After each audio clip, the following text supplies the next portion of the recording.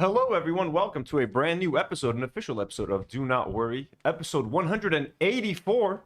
Considering that 183 was the charity live stream, I guess. Welcome, everyone, and I'm joined today by a full crew, pretty full crew. We've got a full house today. We got three people. Hey guys. We got the Karine, we got Nour, and we got in the middle, folks, Nadim. Sometimes people call him Nadim. Sometimes people think that Karine is Nadim. There's no Nadim, folks. There's Nadim with an M at the end. Nadim.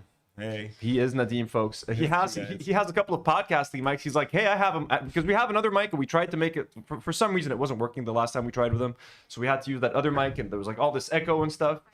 None of that now. You can switch. We can split screen. It's all four of us. Good times all together. We're very snugly in here. It's very snug. Hello, everyone. Welcome. We got Marina. We got Artful Decadence. And we're all wearing black. We look like hostages. We do look like hostages. With the thing. In We're the back mourning. wear it around your neck, Nadim. We got the Palestinian. Kafir. Oh, the alien. I don't plug him in because We have the picture. That's your I forgot my movie actually. That's your movie's picture. Yeah. Marina Nimitz sends $2 and says, I love you all, but I really miss Nadim on the podcast. Well, he's back. He's Hello. back. we miss him too. Guys, we have a lot to talk about today. We're going to be just talk a little bit about the fallout from yesterday's stream I gave. Ethan Klein has invited me to call into the H3 podcast. Despite my audience not wanting me to go, I actually agreed to go, but I gave 3 conditions. And of course, the H3 community lost their minds on my 3rd condition. And honestly, I think if they just took a second to think about it, they would see that it makes sense. And I'm just trying to help the show get back to its glory days and get like the millions of views that it used to get. But anyways, we'll get to that. We're also talking about a lot of the Charlie Kirk fallout. The Jimmy Kimmel show has just been canceled or whatever because he made like a joke about Charlie Kirk. America is going crazy, folks. Isn't that right? Like it's kind of funny. Also, Amy Schumer is producing an Israeli romantic comedy centered around October the 7th. So that's fun. We'll talk about that. And a bunch of like Hollywood actors are signing documents that are pro-Palestine and pledging not to work with Israeli companies and stuff. So we're going to talk about that. And a few more things peppered in here and there. Mainly, we're just here to hang out with you guys. Jim D. Dukers sent in $20 and says, hooray, the whole team. Well, thank you so much, Jim D. Dukers. Lovely to have you here, Mayor of the Do Not Worry. Mayor of our community. The community mayor. Mukhtar. Mukhtar. Thank you, sir. Mukhtar is mayor in Arabic, folks. That whoever wanted to learn an Arabic word today, it is Mukhtar. Is it? It's not really. Whoa. Kind of. Guys. No, he's allergic to cats. Oh yeah, you're getting right. No, I'm fine. You're fine? هيديك قطعت على السريع. I need Mukhtar to is notary. Sorry, I was to. stuck on that. Yeah. Just to remind people, we have a Patreon, folks. If you'd like to support, we actually have a couple of new patrons that joined. Let me welcome Caitlin Kegla. Welcome, Caitlin Kegla. And also Lipton Ramen. Welcome. As well as, I believe, Polish Pusher became, I don't know if you just became a patron, but I just saw the notification. It says that you became a patron a few hours ago. So Polish Pusher, who's always in the live chat, thank you so much for becoming a patron. If you guys would like to support the channel. Polish Pusher, sorry to interrupt, is a Discord booster. Also Server Discord booster? Yeah. So, I mean, we can't keep the lights on this channel without you guys. So thank you so much for supporting us on Patreon. You guys can also support us by becoming a YouTube member. There's different membership levels, just like on Patreon. You guys can also engage in the live chat. But you don't have to do any of that to support us. It is more than enough for you guys to simply like the video, subscribe to the channel. I mean, you can engage in the live chat as well. And if you're watching the replay, leave a comment. Join our Discord community. Chill out. CH sends $2 and says, are you guys wearing all black for Charlie? Yes, that is exactly what they're doing. Yes, we are. R.I.P. King. Hey, listen, they're canceling people and they're firing people for not respecting Charlie King. So here at the Do Not Worry podcast, folks, we mourn Charlie Kirk, the great Charlie Kirk. The fallen martyr. The fallen martyr, the hero. Of the American cause. Number 48, folks, the 48 that never was. He would have been the next president of these United States of America. For sure. And he would have had all our votes. They're not even American citizens, but they would have found a way to vote for Charlie Kirk. That's how much we love Charlie Kirk on this podcast, folks. If we were in Israel right now, we would be making a Charlie Kirk mural, as they've been doing over there. So please, Google, who's just accepted $45 million from the Israeli government to deny that there's a famine happening in Gaza, please do not demonetize this channel. Anyways, folks, with all that down, let me also just take a second to selfishly remind you that I have a gaming channel. And today I actually did a gaming stream. I It'll ran be over. my water park, Rio Lento. I renamed it, Nadim. It's called Rio Lento now. Audio It's called Rio Lento. Let me show you guys a little bit of how this shit's looking. Why hell? Of course, I was wearing my shirt. My famous... So I expanded. Okay, now this isn't even... Let me show you like what it was looking like towards the end. I started painting. So I have a big pool over here now. I have a big pool. We got a big pool over here. Part, I know. Yeah, I expanded my park. Until you're watching it. It's looking Yeah. good. I have new Anthony. bathrooms. And I have two pools over here. I don't know if you guys can see. It's I got a pool over here, pool over here. Yeah, I painted the floors blue. It's looking good. So if you guys want to join in on my my water park simulator adventure, you guys can join in. You've come a long way since the pile of dead bodies and the poop in No. the pool. Yeah, there was a pile of dead bodies in my pool. We've come a long way for Like sure. yeah, his pool was empty and people wouldn't stop like jumping in for some reason. So they just started piling up. Piles of dead bodies. And now it's looking pretty good. We're making like around the $2,000 a day in revenue. I got 2 employees walking around. So You have we're doing good. employees? Let me pin the link to this in the live chat. You guys That's better cute. subscribe to the gaming channel, folks. We're Guys- also playing some Dark Souls over there. I'm also playing some American Truck Simulator.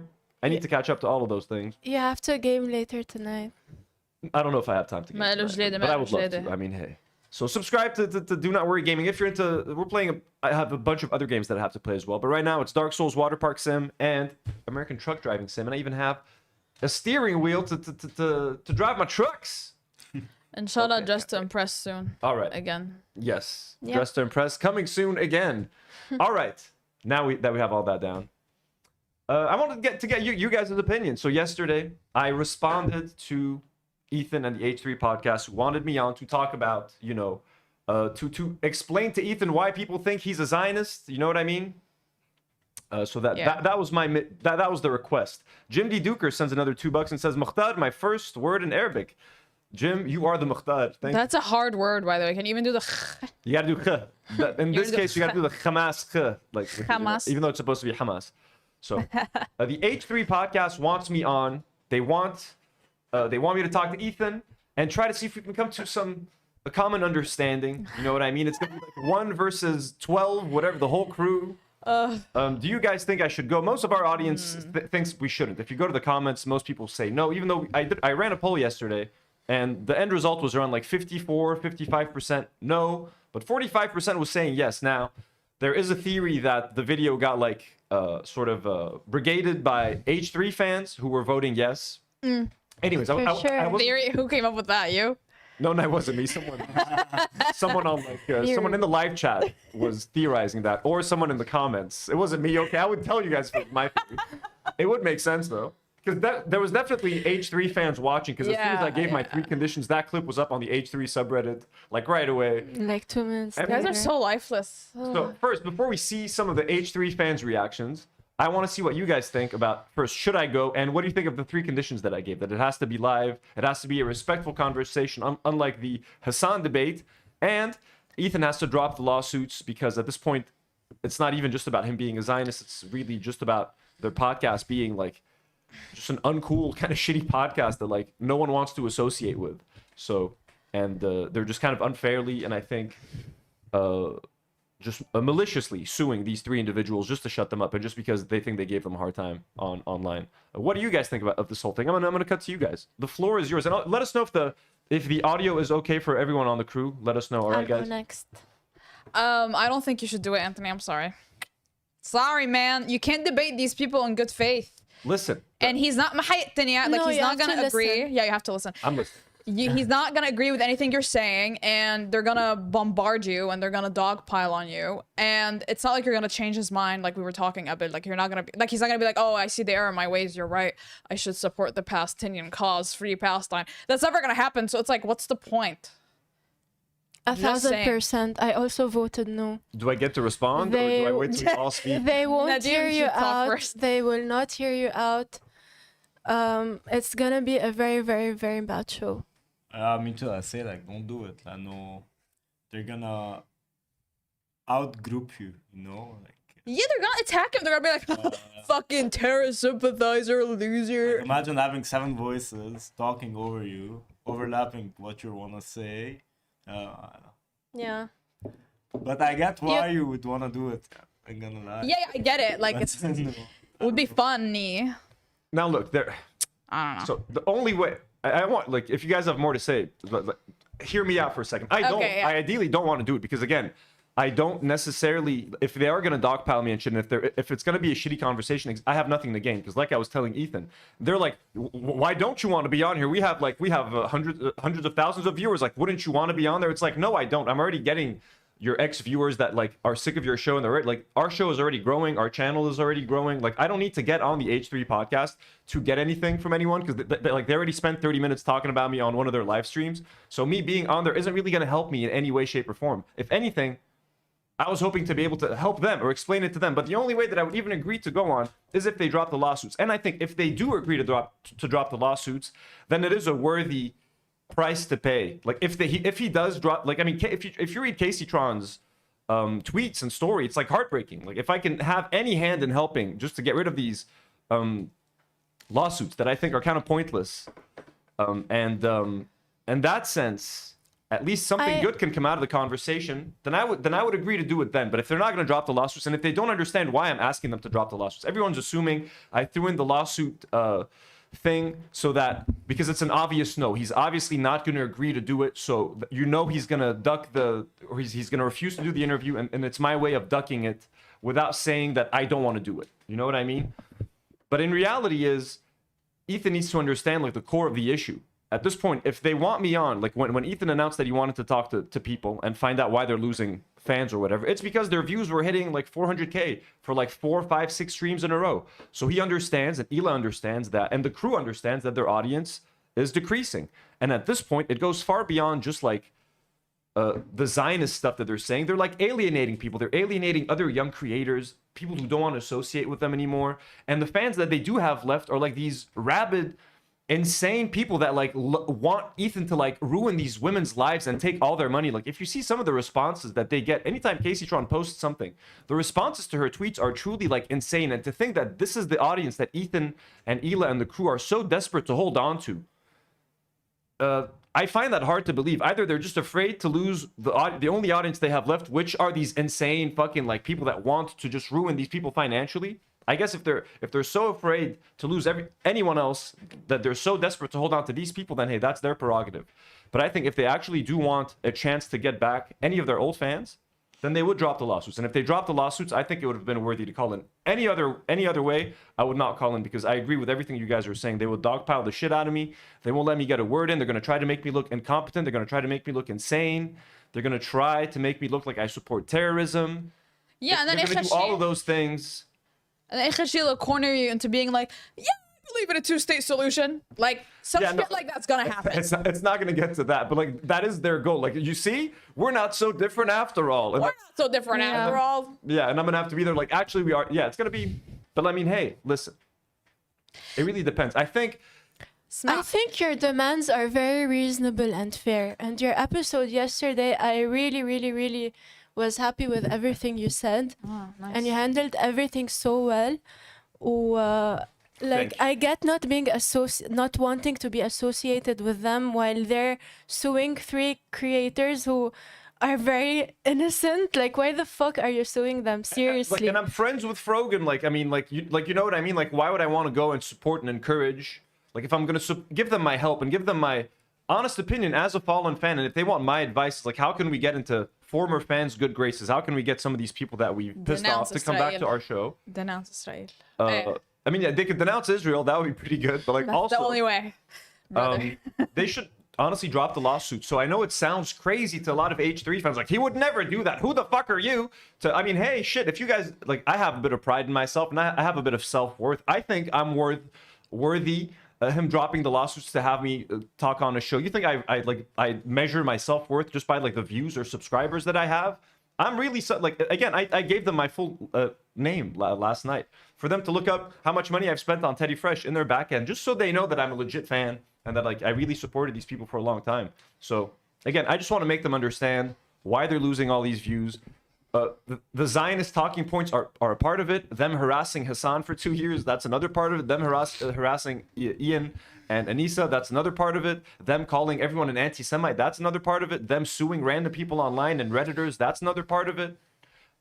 It's a lot of little things that accumulated over time. And if they don't want to have me on, just watch these last 2 streams, kind of cobble together what I would have told you in a conversation, and just try to get the shit back on afloat. But again, it has to start with dropping the lawsuits as a sign of good faith, not to me, but to like the ladies and everyone else. Listen, if he actually drops them, then go ahead. But if he doesn't, don't. No, Yeah, there's no way, and they're probably there's gonna no reason for it. they're probably gonna make fun of me for even suggesting that's gonna be. Yeah, If probably. they talk about me on Like, podcast who do you tomorrow. think you are? Exactly. Like, who do you think exactly? They're gonna. They're so American. Imagine suing someone. Oh, here's a lawsuit. I'm a little baby. They're gonna bring up. Who the fuck cares? They're gonna bring up their fans on like the H3 subreddit and what they said. We're gonna read some of their comments. Matthew Velasquez sends $5 and says, "My favorite travel channel just got to Lebanon. They loved the brain sandwich." Oh, Nkhaat, Nkhaat. as we call it. that's a fuck Oh, name. it's a restaurant. The brain sandwich. That would be a Brain good name. sandwich. Yeah, they make brain sandwiches here, bro. It's kind of nasty. Veronica H. Song sends 15 shekels and says, "I'm trying to change the subject. How is Steve Miller Jewish? What is happening? Also, don't do it. Listen to the women in your life. They are smart." Who's Steve Miller? Yeah, we are. I don't know who Steve Miller is. Who be Steve Miller? Far Twain sends $5 and says, "Counterpoint, Nour calls in. She fake cries and makes them all look terrible." Noor, do that. Noor, do You that. want to cry, Nour? Is that what you want to do? No, I would never ever do that. What the hell? Blue-eyed Tatty sends $2 and says, "Ethan Klein just wants to farm content." Yeah, and he definitely wants to do that as well. Not worth it. But I mean, part of me is like, but they do see their views. Like, you know, they know their show's kind of like in major decline. So doesn't part of them want to fix it?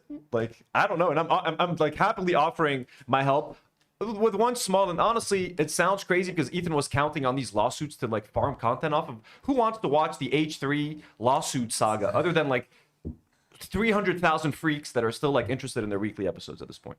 Madness Arcade sends $5 and says, "I know you said your show was based on H3. It's time to move away from that. From them, time to rebrand, in my opinion." That's right. I'm going to choose the Joe Rogan Experience. What do you guys think? Or the Jake Paul? We don't have to rebrand. Impulsive. This isn't even We a can just podcast. keep our Honestly. brand. This is just like, yeah, we're just our own thing at this point. This is just like a fun stream. Jim D. Dukers sends another $5. Thank you, Mukhtad Jim. Like, I'm sorry, H3 didn't invent the comedy podcast and talking about current events. They didn't invent the fucking wheel. A lot of people have done it before them. Yeah. It's fine. We're moving on, folks. We're moving on. Even though technically the movie that the cameo that I'm in the movie, I think I was wearing a Teddy Fresh shirt in that. So I'm immortalized. Huh? Nothing. I was In Born reading- Stars. I was reading. You're in Born Stars? Yeah, it's have like- have a 5-second cameo as myself. Shoo, when? Where? Did you watch it or no? No, I want to watch it next It week. premiered Hey, me today, too. actually. I have a cameo in the film. I can't spoil it here, but like, yeah, I'm as myself reacting. Why? Who talked to you? Who told you to be in there? The creators themselves, Producer. the makers. Guys, why is no Do one you else? have Did you guys the know this? I credentials, talked about it Anthony? last week. Actually, I don't watch the show. we thought that we I posted it on Together, Instagram actually. twice. You were there? Yeah, but no, they only put the part of Anthony. Oh, Yeah, they sorry. cut Nadim out of the cameo. Wow, No, Anthony's no, an no. actor, guys. I'm famous, guys. I'm famous. I'm gonna watch it as fuck. Yeah. Yeah, you need to clap when I show up. I'm yeah. gonna grab. You need to clap. You need to clap. Jim D. Dukers sent another 5 and said, "Ethan would drop the lawsuits, have you on, then refile the lawsuits." Probably. I mean, hey, listen. Let's be nice to them these couple days. Let's give them some credit until they shit on me. Then we'll go back to shitting on them, if need be. If not, hey, let's all be friends. Nour Madness Arcade sent $5 and said, "Are Nour and Karine still gonna do their spin-off show?" It's in the works. We'll think about it. Their spin-off show, the R-rated spin-off show. The R-rated spin-off show. Enjoy. Rated CR sent $5 and said, "If Ethan was genuine and good faith, it'd be worthwhile. But he's proven he's not. It's all about whitewashing his stances, not reflecting and changing." I think I could convince them. I think I could change their minds, folks. Where Sam Cedar couldn't do it, Hassan Piker couldn't do it. Folks, me, the king, the prince of Assyria. I will take my sword and Prince just like, of you know, Assyria. I will wield my sword and have it on my hip, folks, to show authority. Madness Arcade sends $5 and says, "We got Florence Pugh on our side. Israel has Ethan. They got nothing. Lol. She was at Palestine event. Look up her speech, please. Ladies, look up her speech. We got to look up that speech. Thank you, Manus Arcade. CH says, imagine if I sued Stories in Lebanon because they made my coffee too hot. The court would laugh at me. Suing is such an American thing to do. Hands Americans are very litigious. It is a very American thing to do. But the irony is, Ethan Small Klein claims. used to be a victim of lawsuits, and now he's the one suing, which also is very off-brand for them. Again, guys, They're white. it's free consulting. It's free. I'm going to give you guys all the help you need to get back in people's good graces. Just drop the lawsuits, and we'll have a good time. So any more comments? Let's see what the H3 community had to say. So I put out this tweet yesterday. I clipped like about 2 minutes of what I had to say. I gave my 3 conditions, and I so because the H3 Reddit community put such a short clip of me speaking, they literally just put like, let me show you. It has to Hey, be at least live. look good in can't it, be though. like the Hassan conversation. And the third and most important point, which I think is going to be the deal breaker, you got to drop the lawsuits. You drop the lawsuits against Denims, you drop the lawsuits against Frogan, you drop the lawsuit against Caseytron, and I will call in tomorrow. And that's where they cut it on the H3 subreddit. They're like, that's enough, that's all you need to see. So I was like, you know what, I need to post a little bit of a longer clip on Twitter so that in case the H3 crew is literally only doing their research through their subreddit, let them at least see this longer clip. I hope one of them watched the whole segment of me giving my opinion and me giving my answer, because I think it's important. But I doubt they did. But anyways, if you drop these lawsuits, and let me tell you why. I not only stopped watching because you were making, and I'm sure they're going to say he's making this demand because he knows it's unreasonable and he knows that we're not going to agree to that. So it's his way of skirting out of having a conversation. Okay, so I was giving extra context. So let's see what people were saying. We have a bunch of people that are like, hey, all right, good stuff, king behavior. Nice stuff, but there's a whole bunch, like, it's got 212 replies. Most of these are like H3 fans fucking shitting on me. So we're gonna read some of that. Can you hide some of the blue checks? Anyway, كفى. Are their names fucked up? No. قصدي for your sake. يلا. Oh, their comments? Yeah, another mean. No, don't worry about it. I'm numb to this stuff. So Bud Weeder said, I'll debate you, but under these conditions. 1, eat a bacon cheeseburger. So right there, they're just like making the assumption that I'm Muslim, and then like, hey, eat a cheeseburger. Guys, they're bacon eaters. The 3 of them are bacon eaters. Eat a cheeseburger. Derogatory. You dirty Muslim. Can you have a cheeseburger? No, you can't. Yeehaw. So that's Bud Weeder right there. That's what Bud Weeder thinks. We got B says, as a millennial, I have no clue who you are. And I love the fact that everyone's trying to make me feel bad that like I'm not popular. Hey, dipshits. They asked me to be on their show. I never asked to be on their show, never in my life. So thank you for trying to be dicks about it. I have nothing to do with this whole thing. You okay? get to have preferences. Yeah, they're literally just asking me. They asked me, they invited me on, and I'm getting shit on like, hey, who the fuck are you? Go ask Ethan why they want me on. I'm not the one who asked to be on. So you're asking the wrong person. So there's a lot of that. Also, we got friend of the show, Froggy Tonic, said they act like cunts. The vibe on the show is atrocious. You can only see entertainment value if you actively enjoy lol cows or if you are in an abusive relationship with the show. The goofs and gaffs are dead. He'll never accept your terms because he is too scared of mirrors. Astra Pracity says he's incapable of being good faith. Unfortunately, he'll just. Ooh, we lost our chat. Let me see if we're doing good. We still connected? We good? Yeah. But he's incapable of being good faith. Unfortunately, he'll just say you're making this boring and act like a child throwing a tantrum, calling you names. Andrea Jones says all fair, and even if you just had the first 2, he would still say no because he's afraid and knows what and who he is, and he is aware that he has limitations when it comes to basic thought processing skills and knowledge. He'll use the third as his out, and the third shows your solidarity. Let's see some more insults. Nah, bro, the lawsuits are funny. Who even are you? This guy is such a pussy. Holy shit. Number 3 is such an obvious I don't want to go on and debate, so I'll request something R-worded demand. Debate is rich. He wants you to call in because it would be good content since you're fucking stupid and you dig yourself into impossible to escape hole. With every deranged sentence, he's not going to meet conditions. You are entertainment. You are the joke. You're effectively a lol cow. In this instance, you're being used to make Caseytron, Denims, and Frogan look bad because you don't think before you speak, and you'll say something on their behalf that will kill the last of their following. Punchlines don't get to make demands, go on the podcast, or admit defeat. Very intense. That's so funny. The read though. more is crazy. And these people, like, again, it's like these random ass accounts with like 31 followers. You are nothing. You're nothing. Cry more, bitch. Shay Glover says pussy. As a fellow former fan, I entirely agree with what you said about how the show used to be. I'm really glad you spelled it out like that because I have been struggling to articulate it well. Ooh, that was refreshing. This is real. Honestly, I've grown apart from H3. I used to watch and listen to every episode. I was one of the top listeners. I think this needs to happen. It would be really funny if Ethan decided to drop the lawsuits considering this comment section. The comments would give you, but again, if you consider who are leaving these comments, if those are the people you want in your audience, then hey, more power to you. Anthony, come on. Habibi House Podcast. Anthony, come on our show. 35K followers. Nour, put a reminder to respond to these people. Yeah, okay. Anything for the clout. Anything for clout. Follow them, haram. They don't follow me. Hey, some respect, Karine. Some respect on my name. What the fuck? The Prince of Assyria. 3, he won't do is why he won't do it. His ego won't let him. Ignorant Slut says W. Thank you, Ignorant Slut. Silent Sight says Chris Kunzler has been asking to talk to Ethan too. Still no response from H3 because they're scared.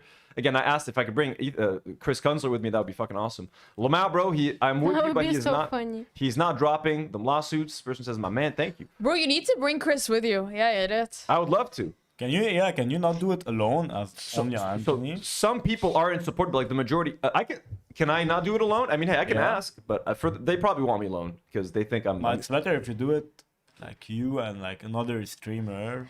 Chris is like, at least. But I'm easier to dunk on, most likely. If they're down to do multiple people. So this person says, Cope, hey Millhouse, no one cares. A bunch of Millhouse memes. Drop the lawsuits like you're that important. Lamau. It's not about being important, bro. Like, it's just about being fucking loyal, bro. Bro. Apparently Habibi House is a Lebanese podcast in LA. Yeah, we can tell from the name. So these so again, most of these people are laughing. I just hope that, honestly, I just want people to take what I said seriously. I genuinely mean that if they want to reclaim their audience, I'm being very genuine. They should drop the lawsuits. It's not even me trying to like be cool or trying to like act like a hero or anything like that. And if that's what Ethan really wants to do through the conversation with me, then hey, do it. If not, I'm totally fine with not having the conversation. I'm doing just fine.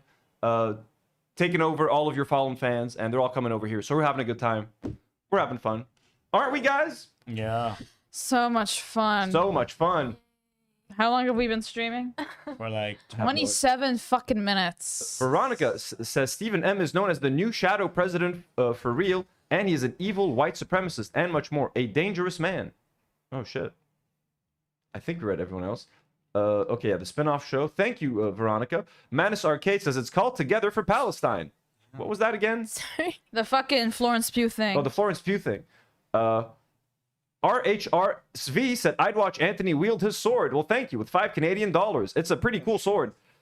Manus Arcade says, by your branding, I mean spruce up the logo, mix it up with the Lebanese flag colors. No, that would be really cringe. We can't. The Lebanese flag colors are too specific. You know what I mean? I feel like we'd look like something like some Lebanese hummus brand or something. Nola Magnolia, gifts 5. Do not worry membership. Thank you so much, Nola Magnolia. And Manus Arcade with another 5. After Florence speech, look up Mehdi Hassan's speech. Same event, lots of performers. It was so good. Manus Arcade, stop going crazy in the live chat. Okay, save that money for San Francisco. Please stop. Did you look up her speech? If it was short and sweet. You guys like to look a gift horse in the mouth. If he wants to send us money, let him send us money. Habibi House is No, a Lebanese I mean podcast like in stop LA. demanding for the speech. Did you look up the speech? I have the speech open, We but have the like it speech just open. doesn't fit in the episode. Madness, thank you so much for the support. How about trying when we're talking about Hannah Einbinder, We'll maybe? fit it in somewhere. Just relax. We love the enthusiasm and we love the love for Palestine. Take a breath. So those are just some of the tweets. Let's check their Reddit. There's more? Metal House lists his criteria for calling into the show. Warning, very funny and pathetic. Now, this is likely what they're going to react to on the podcast, if they even do talk about it. They're just going to look at this one, at this post. They're going to see all the hate. They're going to see just the 13 seconds of content, the 18 seconds of content, even though I made a 2.5-hour live stream talking about everything yesterday. They're just going to see this, and they're going to, be like, oh, who does he think he is? Dropping the lawsuits? For who? So, hold up. The guy with 30K subs who averages under 1,000 views per video on non-H3 related content? Okay, that's not true. That's not true at all, actually. Thinks he has the leverage to tell Ethan to drop the suits or he won't call in? To anyone watching this, it should be immediately clear how delusional snarkers are. Also, wasn't the Hassan debate live? They didn't understand that I meant like live was one, Hassan. Anyway. Delusions of grandeur. Lol, just say you're a pussy, my guy. You think a convo with you is worth that? Amazing, he gets to pose as a hero, and in reality, he's just a coward. Also, what does he mean? The Hassan debate was live. I mean, you idiots. I meant that. Number one, it should be live. Number two, it should be respectful. But you guys like mixed in both because you cut up 18 seconds and you're watching these fucking clips out of context. What else? Neither Ethan or anyone in this community even knows this guy's name. And he thinks Ethan is going to lay out the red carpet to get him on the podcast?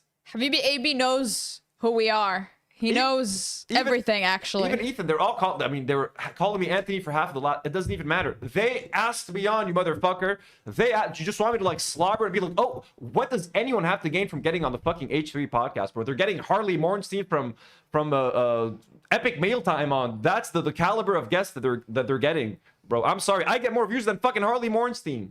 So I have a couple of demands because I have fucking the standards and ethics. I can't believe they still call you Millhouse. The joke is so tired and boring. That's the level of their audience.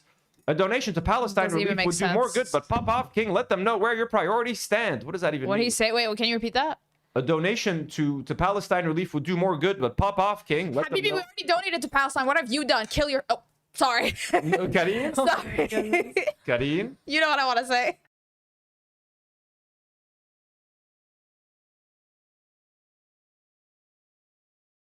And never do it again. Okay. All right. Okay. Only good vibes here on the show. No, I literally just spent it for jokes. So we have, what do we have? Too Responsible 7641 says, Lamal, these people need to get over themselves. Bahaha, bro, we don't want you that much. Bro, you are Delulu. Bro, it's not as important as he thinks he is. He's a jackass. I mean, hey, look, I mean, is it okay to have a bit of self-worth? I have a bit of pride in myself. I think I'm worth something. So, I mean, hey. Oh, this person says he totally looks like Millhouse, dog. King Kong Brigade. That's so funny, man. Let's see. We got some live chats over here. Let's change. Cancer dog food says sends $5. Thank you. And says Ethan's become his father's Cancer dog food? cancer dog food. Yep. Ethan's become his father's popping beach balls in Dodger Stadium. That's one for the fallen fans. Oh, that's true.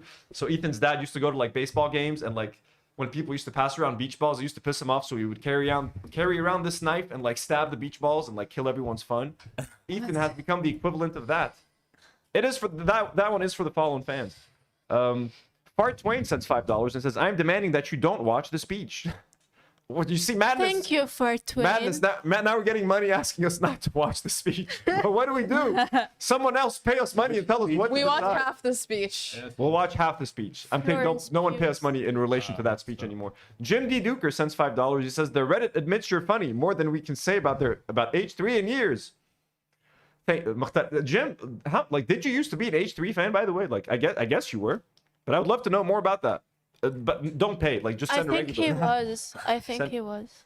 Can I ask a genuine question? And Anthony and chat, don't be offended. What did you guys see in the H3 podcast that made you love it so much and watch 12 hours every week of it? It was just it's the same reason people watch this show. Can you answer it? Which is I mean, we're funny and adorable, and they're hags. Oh, They that's used so to be. cute But they and used to be. true. But No, they were never funny. Like, No, I've not seen... even Ela. The crew used to be awesome. Like, Dan used to be cool. Yeah, but he's the face of it. And she's there. It used to be chill. What I used to like about it was there was a very calm dynamic. Well, every other podcast is like this. Are these interview shows that try to be so pretentious and like, let's talk about something controversial, man. Cancel culture's everywhere. So let's talk about ayahuasca and let's talk about like Ayahuasca. every podcast became that. So to me, that was like they were just fucking talking about dumbass fucking shit, eating on stream. They would spend 20 minutes trying to decide where to order from and like what to order. I just kind of like the casual stuff and like the weird ass Kind of internet, sad. the weird internet characters that they used to like discover and like talk about. It could be sad, like it was very parasocial, but like I liked how unprepared, kind of like just how unscripted, how chill, just the vibes were. Which is why now it's just like the opposite. Everyone's just always so angry. It's Okay, I so get it. I bitter. get that's it. chaos. Ahmed. chaotic. That's what I liked about it. Jim D. Dukers says Millhouse is the hero of The Simpsons with another $2 donation. Thank you so much, Jim D. Dukers. All right, we got a lot more comments down there. I'm gonna stop right there. If you guys can catch up in a second. Desiree Sarhan Photography, who's been a member for 3 months, says, "Karine, we love you." Thanks. Love ya. C8 sends $2 and says light mode on Reddit is blasphemous. I know what I don't really use Reddit on my. We don't use Reddit. on my We're not PC. like you people. Yeah, I don't really use Reddit. So, anyways, they hate me on Reddit. Everyone thinks that I shouldn't do it and that I'm crazy for even asking for that. Hey guys, enjoy the lawsuit saga over the next couple of years. I'm sure it's gonna be fun. Anyways, that's it. Anyone have any more comments on the H3 situation before we move on to some depressing stuff? Don't do it. Yeah, just don't do it. I hope we get to a point where we don't need to mention them anymore. Inshallah, ya Rab. Inshallah, inshallah. That's my wish. Right now, we're still enjoying their fallen fans. This is really the reason Nadim hasn't been here in a while. Yeah. Yeah, he hates this shit. Nadim hates. Yeah, he's sick of all I this shit. hate H3. I hate the whole drama about it. I really don't get it, to be honest. I'm sure I don't get it, but it's really so tiring. And He also doesn't like American content. He just Yeah. wants to talk about Lebanese TikTokers like we used to. it would be Lebanese, more fun, to be honest. but look, it got no views, man. Like it did nothing. So at this It's point, okay. we have to move on to more famous people. Okay. Fuck Ethan Klein forever. Thank you, Nadim. We agree. I mean, hey, just have us. If you guys, drop the lawsuits, we'll be good.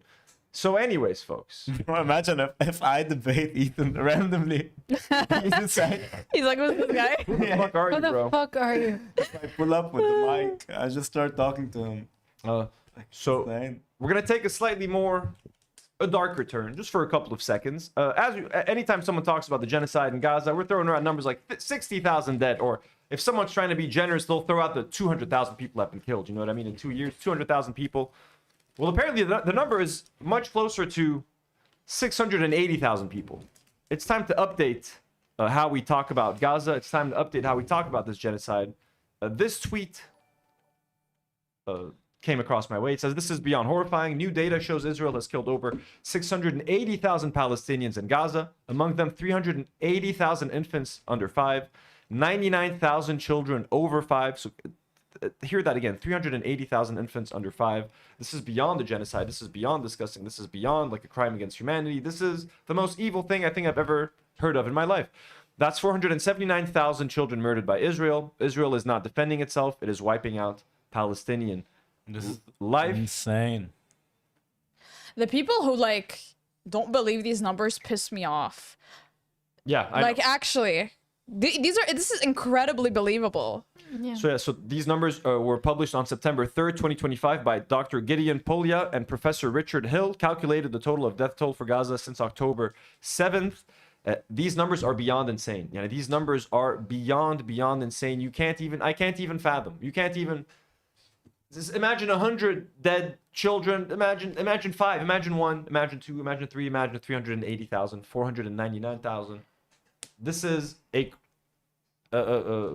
unspeakable crime. An unspeakable crime. What's up? Is that Psycho behind you, the movie? Bro. Yeah, it is. It's an Alfred Hitchcock Blu-ray set. Wow, bro. Do you want to look at it? Can you give it? Oh, I watched North by Northwest recently. It was really good. No way. Yeah, why? It's such a cool film. Yeah. I Okay, like sorry. It was good. I love Yeah, Cary Grant. such a cool Anyway, film. sorry guys. So Back to the children. it's time to update the numbers. It's time to update how we talk about this thing, and it's extremely fucked up. Oh, this is it. Yeah. Rear window. You have the whole What the fuck? collection? This is so nice. I bought this a while ago. Yeah, this was a look at these Gen Hey, Zers guys. discovering physical media. I'm the queen of physical That's media, not first true. of all. Wow. It's called the not Blu-ray. Makers. It's called a Anyways. Blu-ray disc. Let me see. Wait, show them. And when you buy a Blu-ray disc, you actually own the film. You don't own a right to stream it. You don't own, you know what I mean? You're not renting the right to stream it. Huh? We lost power. We lost you guys. All 3 of us are artists. Where'd you get it from? By the way, yeah. I bought this like 10 years ago on Amazon. Fuck. I'm gonna buy it now, actually. A long time Can they ago. hear us now? I don't know if they still make it. This might be available in guys. 4K now or something, probably. Yeah, now there's like 4K Blu-ray. 4K restorations and that shit. Yeah. I really want to talk about the movies that I watched like at the end. I also, Yeah, we should I talk have about a it. We won't classic have time. Universal Monsters collection on Blu-ray as well. Wait. I don't Can you know read what that is. Universal Monsters. Universal Monsters. Like, Creature from the Black Lagoon, Frankenstein, Oh. the Wolfman, the Invisible Men. I love that. Oh, So these are discs. They're called Blu-ray discs. They play Phantom of movies. the Opera. They play movies. What's a CD? What? I cannot click the book. Does it have an ad?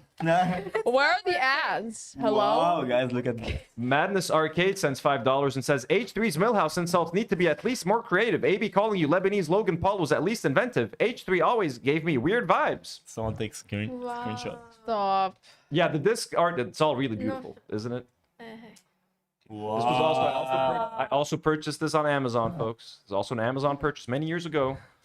These Blu-rays might not work with like a normal Lebanese Blu-ray player because these are NTSC and they have like these different region codes. It's fucking stupid. Oh. Actually, you can make it work. No, Barakas. This is I have awesome. It's like a Blu-ray NTSC. I have a Blu-ray player that's both. Yeah, I have an NTSC Blu-ray player. I have a regular Blu-ray player, and I have like one that's. I used to have The one that was original both. mummy. Fuck. Okay, we're normal. Whoa! Wow. Fart Twain sends $5 and says H3 was hilarious. Don't believe me? You Go need to back and frame watch their these. 2 ghost hunting Halloween specials. They were really funny. They were funny. I think maybe you need to switch. Let's to you, give them Lalo. credit. I don't mind giving them Sorry. credit when credit Put is these due. back. Anthony, you need to switch to you or like. I'm just reading the comments. It's the people are enjoying you guys discovering physical media Yeah. We and don't- original Blu-ray discs. This is so offensive. I can't swipe up. You can't swipe up. I'm just making jokes, guys. I'm making jokes. The younger generation doesn't really. Guys, appreciate. by the way, we're like We're the cool young 2001. generation. I'm 25. And I stopped buying Blu-rays, to be honest with you guys. They take up too much space and I don't watch them enough anymore. I don't rewatch the same movies like Yeah. I used to when I was younger. I used to watch the same shit over and over again. Now I don't. So Yeah. I don't buy nothing no more. And I used to own like a lot of DVDs, but like my friend threw them What? away. Kill.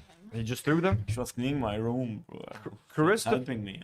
Hawat says, here, you guys can continue, says, tell Maki I say piss, piss, piss, piss, piss. Hey, what were we talking about? Can I maybe have the switcher? Did you want the switcher? Yeah. Does it reach? Yeah. How do you know? You ask every time. You might have to know because I usually move the table closer. No. Yeah, it's a... I'll break the set. Matthew Velasquez, Mateus Velasquez sends $5 and says, as a Brazilian, I say everyone should do ayahuasca at least once.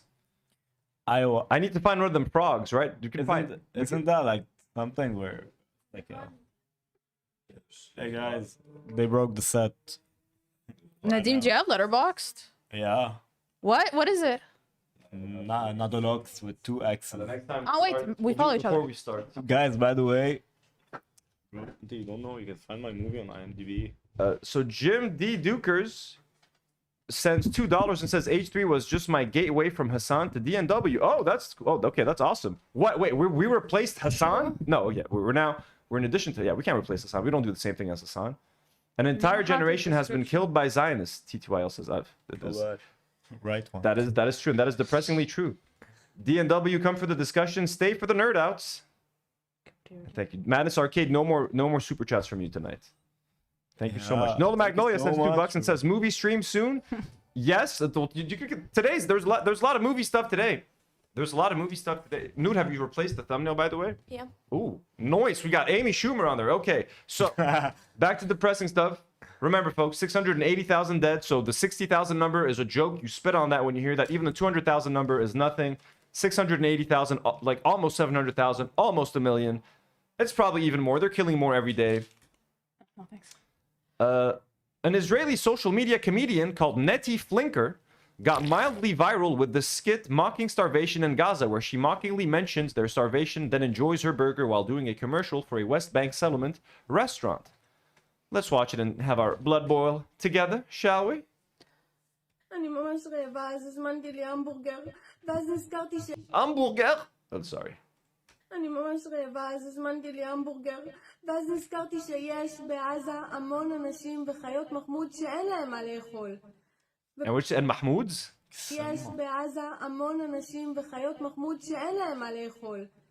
ופתאום הרגשתי מה זה לא נעים. Sure. What'd she say, Ichashi? And suddenly I felt really uncomfortable. Okay. Oh yeah, we're getting the super chats blocking. וואו, זהו עבר.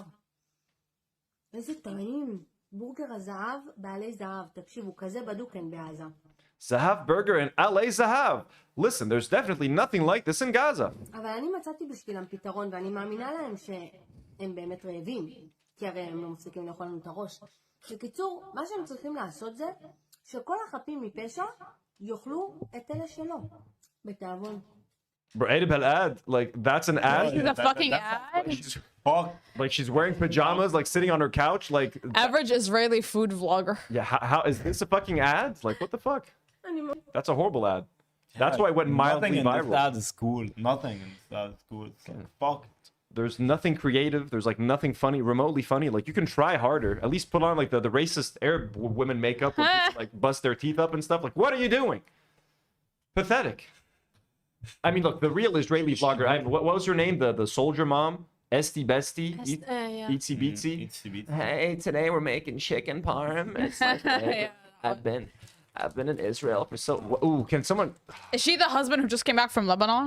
Yes, he The found one And that he tried brought the these olives that he yeah. stole. the Yeah. olives recipe, and it's so good, and it's like so tasty, and I'm making fried chicken. It's his favorite. You know, I, personally, these videos make my blood boil more than like any political Israeli statement. Like Bad Bardem? Yeah, like these Israeli comedians and. Because their humor is fucking psychotic. Okay, now this one is honestly Jerry Seinfeld, bro. Definitely. Pedophile, the man who was 39 when he was dating his 17-year-old now wife, I believe. A piece of shit, Zionist, loves walking around Israel and eating falafels and shit and posting them on Instagram. Here's what he said recently. He compared the Free Palestine movement to the KKK. He said, just say you don't like Jews. By saying Free Palestine, you're not admitting what you really think. So it's actually, compared to the Ku Klux Klan, I'm actually thinking the Klan is actually a little better here because they can come right out and say, we don't like blacks. We don't like Jews. Okay, that's honest. So according to Jerry Seinfeld, anytime someone says Free Palestine, folks, what we really trying to say is, we don't like Jewish people. We're anti-Semitic. Wah, wah, wah, Fuck wah. Jerry Everything is about Seinfeld. me. Again, conflating anti-Zionism with anti-Semitism. This is at some point what Ethan was doing. Anytime someone was criticizing Israel, they were making it, oh, it's because I'm Jewish and like whatever. This is what eventually. Shut up. It always comes back to this. Let's see if there's any more details in the full article. Jump scare, folks. Sorry. Jerry Seinfeld compares Free I Palestine hate movement this guy, to by the way. KKK. Me too. Jerry Seinfeld made some rather inflammatory comments about the Israel-Gaza war on Tuesday. Appearing at a Duke University event, the legendary comedian compared the Free Palestine. What does it mean, the Free Palestine? Like The movement. the Free Palestine movement to Ku Klux Klan. Okay, is it the whole thing? Is that all he said? Okay, so we read Those the whole thing. Free Palestine people. Let's read it one more time, folks. I mean, everybody loves Jerry Seinfeld. A lot of people do. Yeah, we love Jerry Seinfeld. Not us. Like The a lot of favorite people, guy on Seinfeld. a lot of people out there in the world. Free Palestine is, to me, just you're free to say you don't like. No, that's not. Wait, that sound like him though. Bala. Let's not do that. George, Free Palestine. No, that's horrible. Sorry, I'm not even gonna try that. Free Palestine is, to me, just you're free to say you don't like Jews. Seinfeld said at Duke University newspaper, which reported on his appearance on Tuesday night. Just say you don't like the Jews. By saying Free Palestine, you're not admitting what you really think. So it's actually, compared to the KKK, I'm actually thinking that the Klan is actually a little better here because they can come right out and say it. We don't like blacks. We don't like Jews. Okay, I love it when people say blacks, by the way. This is always so, Yeah. like, Right. the blacks. The blacks. Like, what? The blacks. Hey there, blacks. Just call them colored, Jerry Seinfeld. Just call them colored. Might this as well. point. If you know what, if we're all anti-Semites, then you're a fucking racist, you piece of shit. So anyways, that's Jerry Seinfeld for you. Who agrees with Jerry Seinfeld? Let us know in the comments. Oh, look, Amy Schumer. Jerry Seinfeld and Amy Schumer in the same movie. Amy, are you going to hire him for your Israeli rom-com? He'd love to produce, I'm sure. So anyways, fuck That's Jerry the Seinfeld. easiest movie to not watch. Really. And speaking of which, yeah, so Alan McLeod says, truly the easiest boycott ever. Amy Yeah, Schumer is helping exactly. develop an exciting Israeli, And Who there's else like is two excited? keywords. You know? and the movie is inspired by lead actor Yadin Gelman's own story from October the 7th. And Oh, it's October 7 rom-com? It's The rom-com about October Rom-com. 7th. there's more. We have more details. Now More Than Ever is the name of the movie. Now the More Than Jewish rom-com Ever. that's anything but cute. Yadin. Okay, let's just jump into the. Yadin. J-Feed. Is this an Israeli website? I'm guessing. Probably, yes, Jewish yeah. world. Like The title is giving propaganda. J-Post. Jewish feet. Now more than ever, we must eradicate Gaza.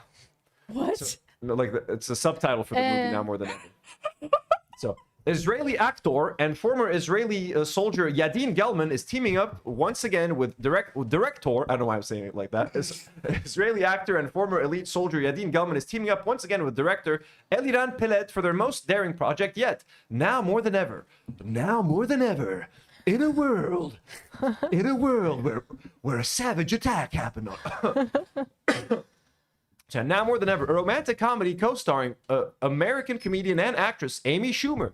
The film delves into the emotional and ideological rift between Israeli and American Jews in the aftermath of war and rising global anti-Semitism. Isn't that what the world revolves around? It's what the world needs right Israelis and Americans. Americans. Not only that, it's what the world needs to heal right now. It's Wait, There. what ideological differences is she talking about? So the Israelis really want to off everyone in Gaza, but the Americans only want to off the terrorists. So it's not really exactly the same ideologically speaking. But cousin, what do you mean you don't want to murder all the babies? Did you not watch the footage of October the 7th? Like that would be the Israeli uncle, you know what I mean? Being trying to convince Amy Schumer. Now more than ever. And yeah, and We and need Amy to Schumer, bomb a carpet bomb. but Uncle Yadin, now more than ever, is time to show compassion and let aid get back into Gaza. We still need to claim Gaza as our own, but at least let the aid in, and then let's help move the Palestinians to Egypt. That's Amy Schumer. Yeah, that's Amy I'm Schumer. pretty sure the plot will be like they go to this party where people got shot there, you know, like on October 7th, something like that. There's definitely going to be a scene where they're walking around a memorial. That's a Yeah. good call. They're gonna be like, oh my god, all the dead Israelis. And he's Fuck, gonna, everyone's crying. he's gonna talk about how I mean, like, no, let's not get into that right now. We're gonna go to the beach or something. Who's the American in the movie? Definitely Amy Schumer is gonna play the Schumer, American, and Isn't she? Okay. she's gonna run into like the man's gonna be the ex-soldier. So let's read some more about the story. So inspired by Gelman's personal experiences, the story follows an Israeli combat soldier who is gravely wounded during a terror attack and reluctantly becomes a national symbol. So he wasn't killed. Oh, as part of a Hasbara public diplomacy. Oh, they're even calling it a Hasbara mission. Bro, that's fucking awesome. They're literally calling it a Hasbara mission. They're not even denying what it is. As part of a Hasbara mission, public diplomacy mission, he travels to New York only to be paired with a secular Jewish American handler who wants nothing to do with Zionism and even considers protesting his visit. What unfolds is a raw, funny, and emotionally charged journey that challenges assumptions on both sides of the Jewish divide. So Amy Schumer is going to learn to become a Zionist at the end by the end of the film. She's gonna start off by wanting nothing to do with the Zionists. Like, you're gonna pair me up with an IDF soldier. What if he killed children? And then by the end of the film, they're gonna fall in love, have kids, and now more than ever, she's gonna join the IDF and help him murder Bro, this women and is children. wild coming from Hollywood funny? too. Yeah. This reminds me of that movie Purple Heart or whatever. So he's gonna be he's gonna be wounded in war. He's gonna go to America to do literally propaganda. They literally called it Hasbara. And he's going to be paired up with like an assistant, a handler. It's going to be her. And they're going to be like, oh my God, we're Jews, but we're a little bit different, but also the same. You like gefilte fish? I like gefilte fish. Bro, you know what's so funny? Like, who would sit down on the table with the paper and the pen and like write the synopsis of this fucking movie? Like, Let me tell Amy you. how does it go? You Let me know? tell you. Like, The funniest part is Amy Schumer being anyone's love interest. I know, right? Oh, Yeah. that's always. By the way, she was going to be Barbie before the movie was. They Imagine went her- to Or Margot she Robbie. thought she was gonna be Barbie. Zionist They were going to Barbie. make a Amy Schumer Barbie movie. So let's all thank the movie gods that never happened. Now back to answer your question, Nadim. The script was written by Yotam Kanisfar and Tehila Peter Dankser. It's that guy, Yotan Kalistan. That's Yadin Gelman, who's going to be The acting. lead. So the script was written by Yotam and Tehila. Brings authenticity and edge to a narrative rarely seen on screen. The film is the flagship project of Lookwood, a new content studio co-founded by Gelman and Peled to produce nuanced stories that make Jewish and Israeli themes more accessible to global audiences. They want to make genocide more palatable. The footage that we're putting out right now might turn people off to the idea of Zionism and Israel, but if we make a romantic if you're trying to turn people pro-Israel, don't bring Amy Schumer. That's like that piece of free advice. Like Amy Schumer makes people anti-Zionist, maybe even anti-Semitic in some Yeah. cases. Not in our case, but hey, I'm just saying, Amy Schumer, keep her away from your projects in general. Who's a Zionist they could get that would get people to want to watch it? Pamela Anderson. Who else? I forgot who was on our tier list. Fuck. The Zionist Gal tier list. Gadot would be the perfect. I mean, No, no one wants to work with her in Hollywood anymore because like Look. she's horrible. Essentially, after Far Twain sends another 5 and says AB said he was broke because of Arab spending habits. Is that a real thing? It can be. You got some Lebanese people will like spend all their money or like get in debt to buy a Porsche, and they will live in their Porsche Kim Kardashian. so they can drive a Porsche. But yeah, I mean, some Arabs have crazy spending habits, but like I think not more than any other people. You know what I mean? What do you guys think? Ouch. Shu, what was the question? Do Arabs have crazy spending habits? Need I think a lot do, yeah. Not me personally, but Khaliji people more than. Yeah, more than yeah, but Lebanese they're people. rich. But like they have the money. Yeah, but that's why, because they have the money. If you have the money, you would spend. Personally, I would spend if I have the money. But even if you don't have money, I can't imagine I myself with think money. sometimes like we tend to It's want. not really in my realm. yeah, a lot of Lebanese people try to live beyond their means, and it is a lot about For showing sure, off. and we like to go out a lot. And I like to go to big, huge parties and pay like $1,000 Yeah. per person. Traveling, Public buying appearances, cars. Public appearances are a thing here. Manus Arcade sends another 5 and says, I saw a post where someone guessed the plot and said it'll be about how an anti-Zionist falls in love with a Zionist and starts murdering Palestinians by the end. That's exactly how it's going to end. They're going Oh my god, they're gonna recruit her? That's beautiful. They're gonna run into the field together, and then, Wow. and then in the sequel, maybe she can like lose her leg or something, and then she becomes a martyr or something. Schumer's involvement adds star power and cultural complexity. Known for her unapologetic voice on Jewish identity and the Israeli-Gaza war, she told Variety, "What's happening in Gaza is horrifying, and yet it's not okay to hate someone just because they're Jewish." She added, "I don't support Netanyahu's government. Neither do most Israelis I know, but that doesn't justify anti-Semitism." No one's saying they're becoming again, it's all making it about themselves. And Gelman, who previously starred in The Image of Victory, blah, blah, blah, now more than ever is currently in fundraising stages. Oh, they're trying to raise money, with production expected to begin by late 2025. The film aims to spark dialogue, not only between characters, but among Jewish communities worldwide grappling with identity, memory, and belonging. Wait, this is an indie movie. I guess so, yeah. It's not like a big budget studio film. No, it's not. Everybody drop what you're doing and go donate right now. I would love to see We need to watch this movie live. We'll watch it together, Kilna Hone. It would be kind of funny to watch this. And we'll live react to it. That would be funny. That would be literally the funniest video ever. Like, for example, Netflix would buy this film. Nah. Netflix is don't not think political so. like that. I don't know, man. Yeah, I don't know. I think this movie's kind of toxic right It now. would be on Pure Flix. Madness Arcade. No, I don't hate myself. Did you? Did one of them die? Oh. Madness Arcade sends a 5 and says they're copying Watermelon Pictures with that Israeli studio. They got nothing original. They steal everything. / Natalie Portman is Israeli. I guess he added that as an option. Maybe Natalie Portman could be in the film instead of. Natalie Portman could be in the film. Did you guys know she's half Israeli? Sure. Yeah. Jim D. Duker sends another 5 and says, "Here I am spending like an American." Reese Witherspoon. God. Reese Witherspoon is too like waspy. Israeli? No, She's she's not. Zionist. She's Oh, waspy she's though. Zionist. So Damn. She can This be summer- the American Zionist. This summer I Turned Pretty has a movie coming up. No, sorry, Anthony. Yeah, wow, it that's does. amazing. No, it's something very important.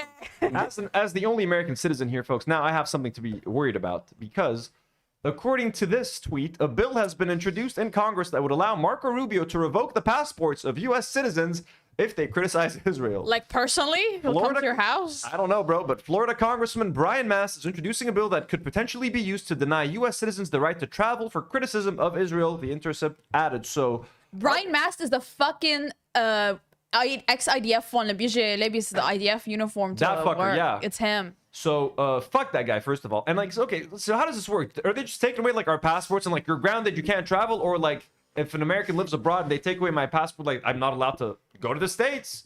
And, like, I mean, at this point, if I want to delete all of my anti-Israel content, I have to wipe out half my YouTube channel. So, I would be royally fucked if this were the case. To be honest with you guys, it depends, you know, like, fuck, every time I want to visit my family now, like, I have to fucking worry about this shit. It's so fucking crazy, man. Like, the country is so unhinged. And now with all the Charlie Kirk stuff, they're gonna start checking your social media for Israel stuff, and then when they're done, all right, now let's do the Charlie Kirk search. Oops, you said this about Mr. Charlie Kirk, our fallen hero. Dude, I want to say that this isn't gonna happen because it's unconstitutional, but I think it would happen. Everything, yeah, it doesn't matter what constitution. What? Yeah. No one cares anymore. No one cares anymore. They just fired Jimmy Kimmel for making a Charlie Kirk joke. It wasn't even a Charlie Kirk joke, it was a MAGA joke. It's crazy. Madness Arcade sends another 5. We're gonna put you on timeout, Madness. Says HBO Max is doing an October 7th movie too. Oh, that's What movie? Oh, Send us the info right now. We will do like a reaction to that fucking thing. We'll do like a reaction and like people do like Watch movie along, reactions. yeah. We'll do a watch along. I swear to God, we'll do a fucking watch along, and we'll edit it in a way where we don't get like just like all these other channels do. I swear to God, and we'll We do that can with the do Amy it Schumer. on Twitch though. We can do it on movies. Is hard. No, like full movies are hard, but You like can watch a full movie on Twitch. we can do it on YouTube. I don't know. But we can edit it right, not live, and then we can also do we'll do it with the Amy Schumer romantic comedy. So yeah, I'm fucked. They're taking my passport away. That's fucking for sure. Like, ain't no way I'm fucking skirting that. But I don't think it would pass. But at this point, yeah, what's the Constitution? I don't think it's gonna happen, guys. It's not gonna happen. Elder Speech says they want to strip Americans of their passports, not for treason, not for a crime, but for criticizing Israel. Marco Rubio and Brian Mast are turning U.S. citizenship into a conditional privilege tied directly to loyalty to a foreign apartheid state. The thing is, it can't happen because they're too racist. You know the racists who are isolationists, so they hate Israel? That's like so much of the Republican base. I just don't see it happening. Yeah, and a lot of the Republican base also hates Israel, so that's what's working in our favor right now. So that's the only thing. But it's assholes like fucking Tucker Carlson and shit. But like, hey, and like Candace Owens, like the worst of the worst. But hey, we'll take bestie. We'll take what we can get. So anyways, that's a fun little update for me to worry about. So not only does YouTube want to take my rights away from like, do you see what's happening? Like, you all see what's happening? Israel is putting money into YouTube. That's where like we make our videos. They don't want us to criticize Israel.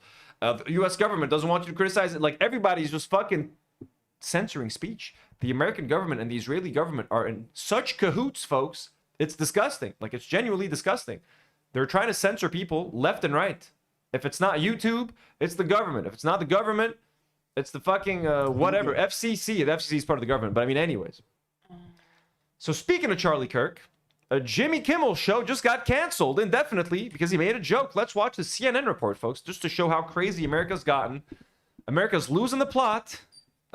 Disney and the ABC network are taking Jimmy Kimmel Live off the air indefinitely. This follows a controversy over comments the late-night comedian made Monday night about Charlie Kirk's suspected killer and the MAGA movement and their reaction to the assassination. Let's get straight to CNN's chief media affairs correspondent, Brian Stelter. Brian, what is going on? Tell us more, Brian. Fucking Jake Tucker. Jake, didn't he, like, wasn't he Jake fired? Tapper. Who wrote did he write the book about, like, Biden and, like, him losing his mind and stuff? I thought he left CNN.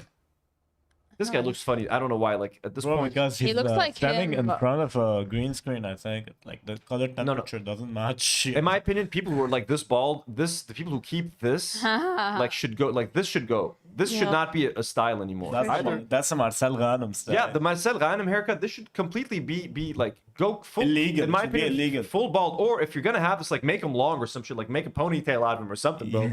So something. But like, just Own it. You're cutting them super short. But you're not shaving them off. You're just keeping this on. This needs to stop. This really needs to be illegal. And this is no hate towards anyone losing their hair or anything. I feel for everybody, but like, NY Anthony says, "What? My dad has that." Well, your dad needs to do something else with that. NY Anthony, this is an unacceptable hairstyle at this point in 2025. It's very doctory. Tell your dad to grow it out into like a ponytail or something.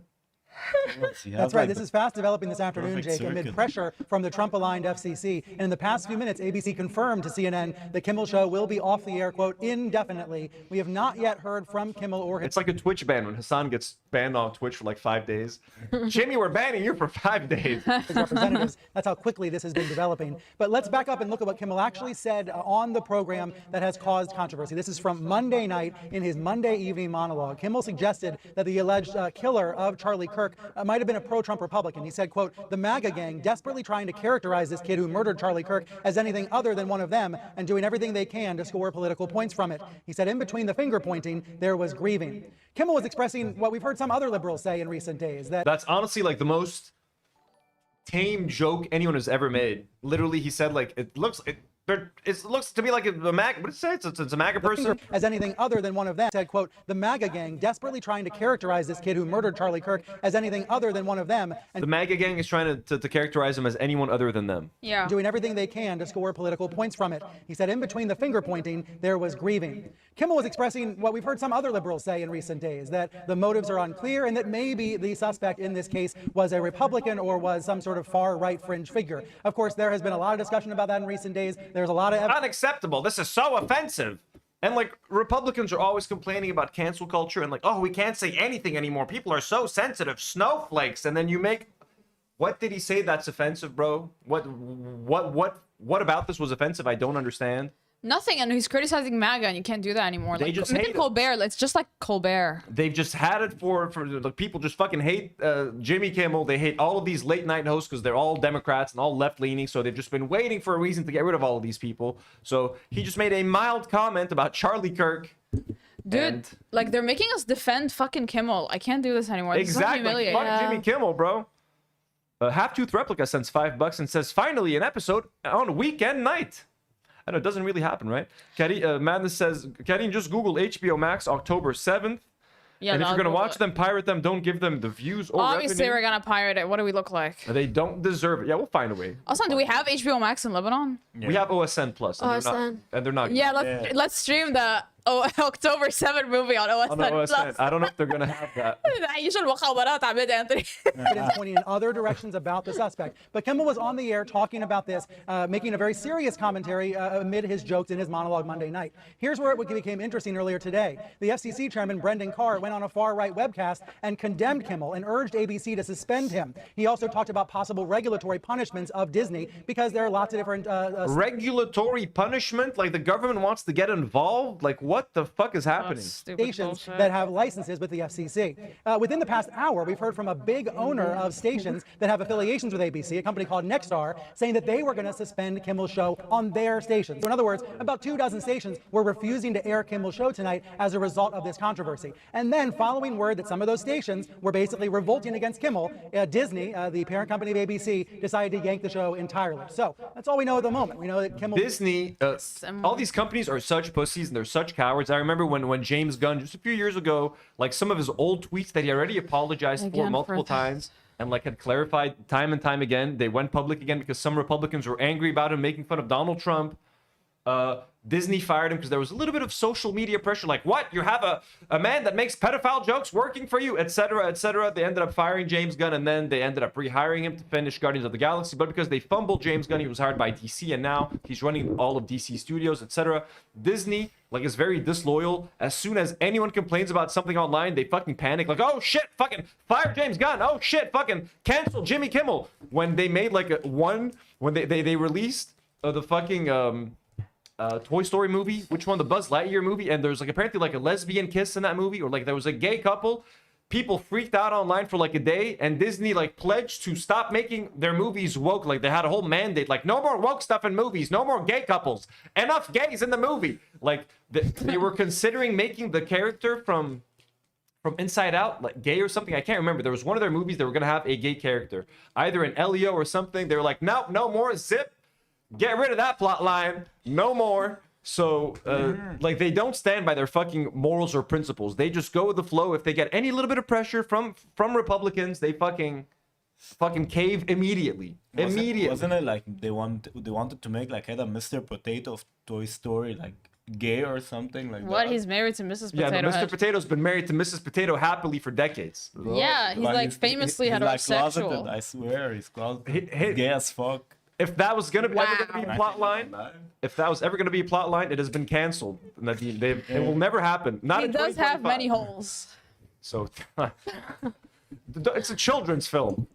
will not be on the air tonight Sorry, or guys. for the Thank you. foreseeable future because the network says the show has been yanked off the air indefinitely. Brian, just to take one issue, your interpretation of what Kimmel said, I think, is the one that Brendan Carr had and the one that the individuals at Nexstar have.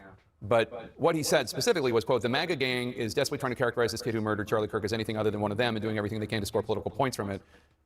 That can be read in several ways. That could be heard in several ways. It could also be it could also be argued he's saying that what the MAGA gang is doing is just trying to make sure that they don't have any ownership of it, not necessarily that this killer, this horrible person, was part of them. I mean, I think you're making a very important point. Yeah, You're making a very important point. And let's take it a little bit step further. This was all on Monday night. Nobody seemed to notice this yesterday, Jake. This all erupted in the past few hours when the Trump-aligned FCC chairman decided to point at it. Now, I've heard from him in the past few minutes, Brendan Carr, thanking Nexstar for doing the right thing by and now Jimmy Kimmel's going to become a martyr on like the left. Like, oh, look what they did to Jimmy, the voice of reason, the voice of the left. It's like, oh my God. But I mean, he's better than Charlie Kirk. At least he's not a fucking racist or something. The show. He has not yet commented on ABC yanking the show altogether across the entire country. But let's remember that when Stephen Colbert's show was canceled over the summer, what did President Trump say? He said, next up will be an even less talented Jimmy Kimmel. It is clear that pro-Trump allies have been trying to target ABC over Kimmel for several weeks now, and tonight they prevailed. Can you imagine like the U.S. president is busy getting rid of like late night talk show hosts? Like, that's his fucking priority while the world fucking burns around him. The Middle East is burning. While they burn the world down. Americans can't afford homes. The homeless crisis is insane. Inflation is running amok. Crimes come in on them. Crime. I mean, I don't know about the whole crime thing, if it's that bad. It's a Republican talking point, Nadim. But, you know, we got to get rid of Jimmy Kimmel and Stephen Colbert, who no one watches, by the way. Like, no one young gets their political commentary from these fucking people. You know what I mean? They get it from Charlie Kirk, and I guess, I mean, hey. I'm scared for Seth Meyers and John Oliver because I actually like them. I don't watch Seth Meyers. John Oliver, I'll watch his segments on YouTube from time to time. Yeah, but like they're so like they're the actual. I feel like no. John Oliver is actually like political. Yeah, John Oliver is very good. Like he might be but he's not on network TV, so it might be different for him. I don't know. Yeah, he's on HBO Max, but I mean also HBO Max is owned by David Zaslav, by HBO, and now Paramount is trying to buy HBO. So if they do buy HBO, they're going to own it. And now Paramount was acquired by it's Sundance that's trying to buy. I think Sundance just purchased. Was it Sundance or Skydance? I can't remember. They just purchased Paramount, and they're trying to buy Warner Brothers, and they're owned by an Ellison, like Larry Ellison's son, who I think is very Zionist. I don't think it matters. It might matter. That deeply. It might matter. America it has 6 media conglomerates anyways. It doesn't matter who buys who. I know, but if Paramount owns Warner Brothers, that's another massive shrinking of the movie making landscape. Like, because Paramount is massive and Warner Brothers is massive. If they merge, that's horrible for the situation. And if they are going to be owned by Ellison's son, and I think Larry Ellison is super Zionist. Someone look that up. Someone look up Larry Ellison and like his kid. I don't know what the fuck that is. Just Google it. Google will tell you.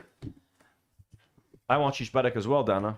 Yeah, Brian Stelter, thanks so much for that breaking news. Chief Let's get right to the panel. Office of Oracle. Chief Technology Officer. That's Zionist. Oh, let me first start by showing. I wondered what was going on earlier today when I saw. So, anyways, that's all crazy. Yeah, let's look it up real quick. No, can we read what they were making him do? Let Jimmy Kimmel. What do you mean? Right now, the show's just off the air. No, can I read a tweet? Oh, yeah, sure.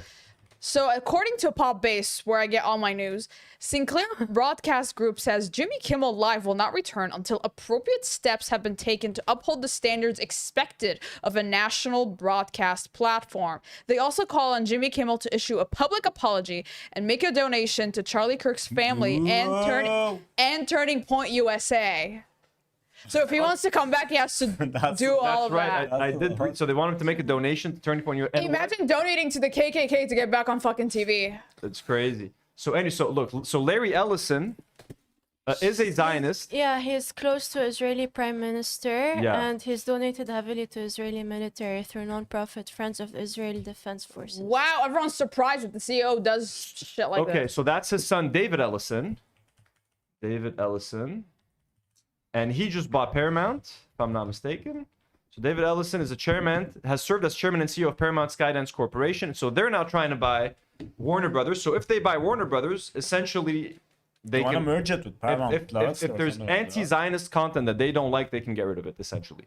once Paramount, if the deal goes through, which I hope it Isn't doesn't go America so great? I feel like at this point, Kimmel's just gonna do a podcast on YouTube, like, unless it's over. He might as They're in well. negotiations. Like Warner Brothers is accepting bids right now, and it's looking like Paramount is going to do it. It should be too big of a deal to pass, but like now that Trump is president, they're just going to probably let it happen, and it's going to be all fucked. So does Paramount Plus and HBO Max become like one thing then? Yeah. They might, yeah, they'll eventually merge. Yeah. One streaming. The Okay, that's good catalogs, because no one has Paramount Plus. So the catalogs are going to. But also, like the Paramount Plus, it was like a problem since like 2020, by the way, when they. why? Because no one has it. Yeah. Yeah, obviously. Yeah, no, like everyone has Netflix and like one other thing. No one wants like 7. To be fair, Americans, Streaming including like services. our audience, they have like 5 streaming platforms because they don't know how to pirate. You guys are so gullible. Loki, I have like 5 platforms. What? ما بتعرف how to watch on F It's movies? easier to pirate here. though. Blah, I know they need Just get a VPN. VPN. remember that. But pirating is very like you know it's a thing. I here, don't like uh, pirating. Aesthetically, it's wrong. To be honest. Really? Yeah, I Wow. like to pay for. Except the for, things That's I for adorable, want. Nadim. Israelis, we'll never pay for Yeah, I Israelis won't and pay for Zionists. Israeli film. But they're all Eh, Israelis. we don't Hollywood. support them. Wait, never mind. But I really watch underground films, so it's hard to find them pirated. Like you know, What do are you know watching? Mubi? Yeah, I know movie. I would have movie. Yeah, Mubi is like. I would definitely have a movie. Yeah. Movie is fascinating. Movie's good. actually. It's like really cool auteur films. Yeah, Chat is saying they pirate. that's good, chat. But Our chat, yeah, of course. and I'm the guy where I sit when the credits of the films go roll on the screen. Guys, Nadim Oh, was a film student. Oh, hello. No, ethically. yeah. People that No, yeah. Are you gonna sit through the credits of Born Stars so you can see my name in Yeah. there? I'll my sit name- through it. Oh, this one's kind What's of old. that? What's that? We can still react to it, I guess. It's that old American that was crying for Charlie. Is it the one with the sign that just says Charlie Kirk and Calibri? You know, talking about all of this, Can't remember. it's crazy. And, like the studios and everything. Chad. Are you depressed? No, but like, no, you know that the numbers are huge. Oh, yeah. Like, from where do they get all this money? You know, I'm buying the studio for like Billions of dollars. Going back to Charlie Kirk, folks, the fallen hero. YouTube, do not fire us. No one. For sure. Do not demonetize us. We love Charlie Kirk here. American government, do not silence us. We love Charlie Kirk. Hearts and the Lebanese president Joseph Aoun, of course.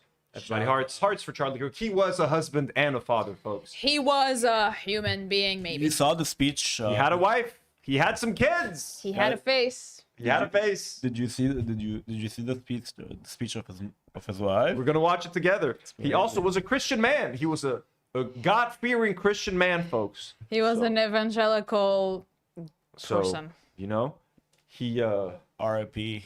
he wasn't incredibly accused of any pedophilia, as far as we know.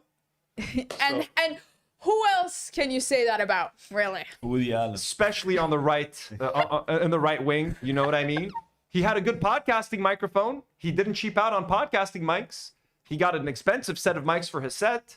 He had a lot of corny t-shirts. He had the same set, by the way. Like As us. the wrong spot. So let us see what Matt Walsh had to say about Charlie Kirk's death right after it happened. Not inciting violence at all. Oh, the pedophile. Nice. 24 hours, I've seen some in the media, some of the very same people who intentionally stoked murderous hatred against people like Charlie Kirk and Charlie Kirk specifically, now saying that we need to turn down the temperature and start having conversations. I want to start killing you instead. Like, what's the point you're trying to make? Wait, what did he say? They're saying we need to have conversations and turn down the temperature. Here. Over the past 24 hours, I've seen some in the media, some of the very same people who intentionally stoked murderous hatred against people like Charlie Kirk and Charlie Kirk specifically, now saying that we need to turn down the temperature and start having conversations. I want to shoot you in the face instead. How about that? Well, Charlie tried to have conversations with you on the left, and you killed him for it. Charlie tried to have a conversation with y'all on the left. And killed y'all him killed him. for- But we all killed Charlie Kirk, folks. We all collectively killed Charlie Kirk, apparently. Y'all on the left won't let me impregnate 16-year-old girls. So it's your fault that Charlie's dead. Charlie, who, by the way, would let his 10-year-old daughter carry a pregnancy to term. Yeah. You're killing us in our churches. You tried to kill our president. One by one. You killed one of our greatest advocates in Charlie Kirk. You have been openly cheering for and You're killing us one by one. How are we killing you one by one, bro? celebrating and encouraging and committing political violence for years. Antifa, BLM, well-funded, highly orchestrated, widespread movements based in and fueled by violence. Oh, okay. Antifa and BLM. Antifa and BLM, period. Anti-fascism and Black Lives Matter. Those are fueled by hatred, and they're ruining the country. I love this guy. Jim D. Duker sends another 5 and says Trump is about to make Saturday Night Live relevant for the first time in decades. Oh, they're going to cancel that too. They're going to go for SNL. Lauren Michaels, start running. Nola Magnolia sends 5 gifts, 5 Do Not Worry memberships. Thank you so much, Nola. Gift and memberships, 10 memberships tonight. Jim D. Duker sends another 2 and says America is 3 hedge funds in a trench coat. Who's at the top of that trench coat? Bad Pierogi gifts 1 Do Not Worry membership. Thank you so much, Bad Pierogi. Very sweet of you. We love you all so much. Thank you for the support. We love y'all. You made a hero out of Luigi Mangione. Fuck yeah, he And you is. celebrate Charlie's death even now. It's too late to turn the temperature down. This is not a time to hold hands. It's a time for justice. This is a time for... It's a time for killing. We have our Luigi. This is a time for killing. We gonna come to kill you. You think it's time to turn down the temperature? You think it's time to hold hands and sing Kumbaya? I'm gonna kill the next leftist I see. Anybody holding a Kamala Harris sticker that's still on their card that they haven't washed off completely, I'm gonna shoot him in the back of the head. good to fight back against evil. It is time for the righteous to prevail. The For righteous. the sake of our country and for our families and our children. And for Charlie. And for Over the Charlie. past 20 It's time for the whites to take over again. The whites will walk the earth again. We will outnumber the blacks like Jerry Seinfeld likes to call them. Someone clip this. Someone said in the chat, "Je suis Charlie." So, Je suis Charlie. Charlie Kirk. Charlie. Nola, like, Magnolia. let's see, Nour. Nola Shout out Magnolia. Nola Magnolia. So that's Matt Walsh's very, very rational response. It's time to fight the fuck back and kill yourself some leftists. What is this? Please look into this man immediately. What? Oh yeah, what the fuck was that? Was that real? Did anyone see this? Sure. Why is this dude like What cheering? hit the screen? Oh, It's it's not me. me. Oh. Was this real? Like I saw this like 2 weeks ago. I can't even remember. Kind of funny. It's kind of funny. Like, why is this guy cheering on? Like, yeah, bro. Yeah, Like, fuck yeah. Yeah, see that, bro. like it's such an American thing to do. The tradition of Trump getting, Attempted. attempted. murder. Yeah. Wait, wasn't the prove me wrong stuff Steven Crowder's thing? Yeah, it was change my mind. Change my mind. So does he and Charlie Kirk, like, do they have like some kind of a beef? Like the change my mind and prove me wrong things? It's exactly the same thing. Going to college campuses, saying something. Saying be like, oh, black people should be able to vote. Oh, it's my opinion. You can't say anything about it. He was trying to start a USA chant. Oh shit. That's so USA.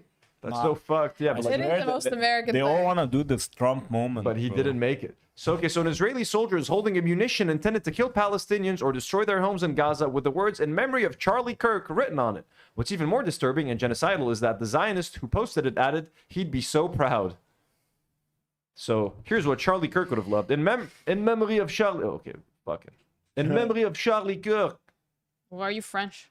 I'm Israeli. That's- An Israeli soldier is holding ammunition. Look at that, beautiful. Charlie would have loved this. He'd be so proud. God bless, folks. We love Charlie Kirk here. Have we mentioned that?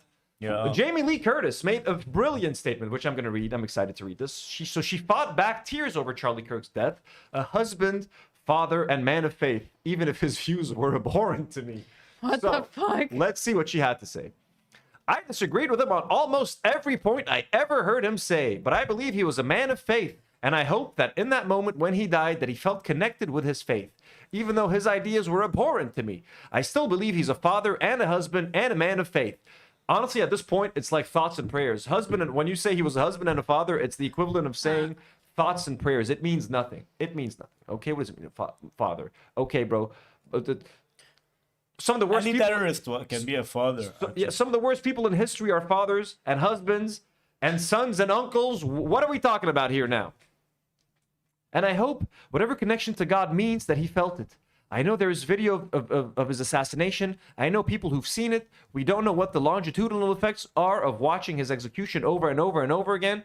We don't know enough psychologically about what that does. What does that do? That kind of, I don't ever want to see this footage of this man being shot. Well, I've seen it over and over and over again. I saw the close-up so many times, just as like, out of curiosity. I've never seen... I haven't seen the close-up. You haven't seen it? The close-up. Let's play it now. We can't play it on Let's play stream. it now. We can send it to you on WhatsApp. You want to see it on WhatsApp? Sure. All right, let's see. Jamie Lee Curtis, if you were paying attention to the genocide in Gaza, Yeah. this wouldn't be affecting you that badly.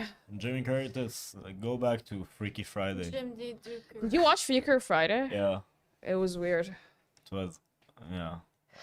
What else were we talking about? Oh yeah, the man of faith thing really pisses me off because he was like terrible. He was he evangelical? I don't know, but like American Christianity is just like bottom of the barrel bullshit. Jesus would be disgusted by Charlie Kirk. Like disgusting, like bullshit. Jesus, you're not going up But there, he was buddy. a husband and a father, okay? Oh, that's a crazy video. Yeah, it is pretty crazy, huh? And it's like a man of faith is actually like a derogatory thing in my opinion. Oh, he was a man of faith. Oh, so he sucked. Nadim, you haven't seen that either? The close-up? No. Yeah, it's like a fountain. That's Not a now. really, really like close-up. Yeah, it's pretty shocking. It's a great. I saw that shit live on stream. That happened, like, again, folks. Ozzy Osbourne, Aim. Hulk Hogan, and Charlie Kirk all died while we were live on stream. It's the do not worry curse. It's being called around the world by people. We should start betting on who the next person we're gonna kill is. Who's close to death? Clint Eastwood, I Fuck. feel. Oh wait. I like Robert the- Redford. Did you kill him yesterday? Did I kill... What time did Robert Redford die? I don't know. I feel like it was during the day actually. Let me know if I killed Robert Redford. Mateus Velasquez sends another $5 and says, here we have an expression, a fascist hat. A fascist hat is a sledgehammer. Sorry. Thank you so much, Mateus Velasquez, for the multiple donations today. Thank you. We very much appreciate you. Let's see what Charlie Kirk had to say about black women. Joy Reid and Michelle Obama and Sheila Jackson Lee and Ketanji Brown Jackson were affirmative action picks, we would have been called the racist. But now they're coming. Joy Reid and Michelle Obama and Sheila Jackson Lee and Ketanji Brown Jackson were affirmative action picks, we would have been called the racist. But now they're coming out and they're saying it for us. They're coming out and they're saying, I'm only here because of affirmative action. Yeah, we know. You do not have the brain processing power to otherwise be taken really seriously. You had to go steal a white person's slot to go be taken somewhat seriously. Play cut 52. Play cut 52. This is the American hero, folks. Charlie Kirk, we love you. Hero. We're so sad he's gone. We're so sad. Gone, but never forgotten. Never folks. forgotten. Never forget Charlie Kirk. So he believes that the only reason black women ever get any jobs in America is because of affirmative action. Hell yeah, buddy. And they're stealing a white yeah. woman's slot because they do not have the brain processing power to do these jobs. Whether they're working at a fast food restaurant, whether they're working at as a secretary in corporate America, whatever job a black person is doing, they have stolen it from a white person because of affirmative action. So, so Hermie Torres says, mind you, a black woman is fired because she quoted him. Yeah, a black woman, like, tweeted this quote of him and she got fired from her job. Because right now, everyone is so sensitive. If anyone insults Charlie Kirk, you're going to lose your job. But I rise today as a clear recipient of affirmative action, and particularly in higher education. I may have been admitted on affirmative action, both in terms of being a woman and a woman of color, but I can declare that I did not graduate on affirmative action. This is my personal story. I hear because of action affirmative. She can't even say that. His beautiful smile will be missed as well. Yeah. We know.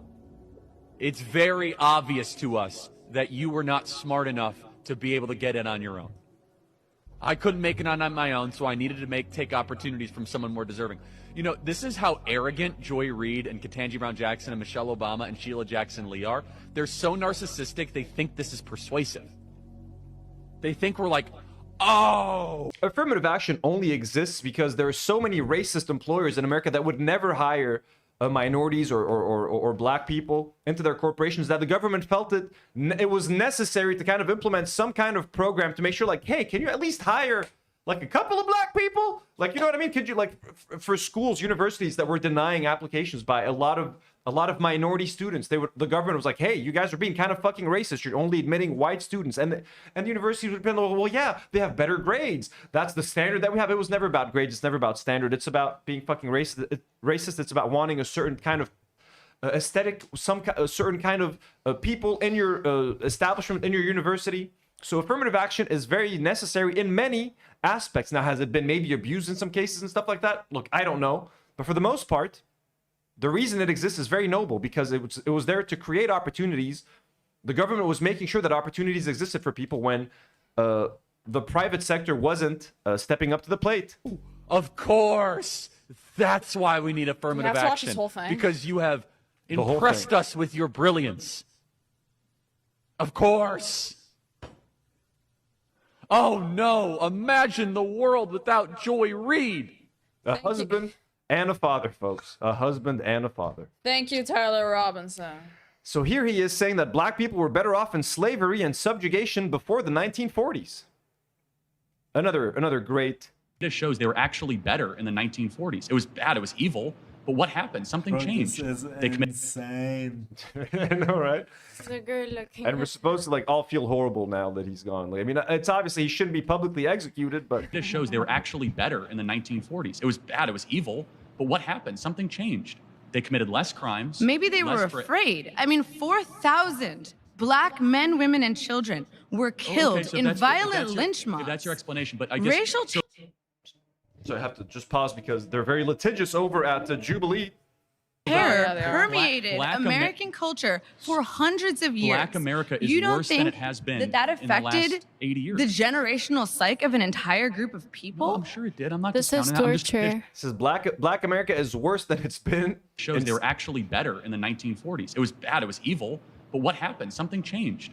They committed less crimes. Maybe they were less afraid. I mean, Black people committed less crimes in the 1940s, folks, which means that they were better off.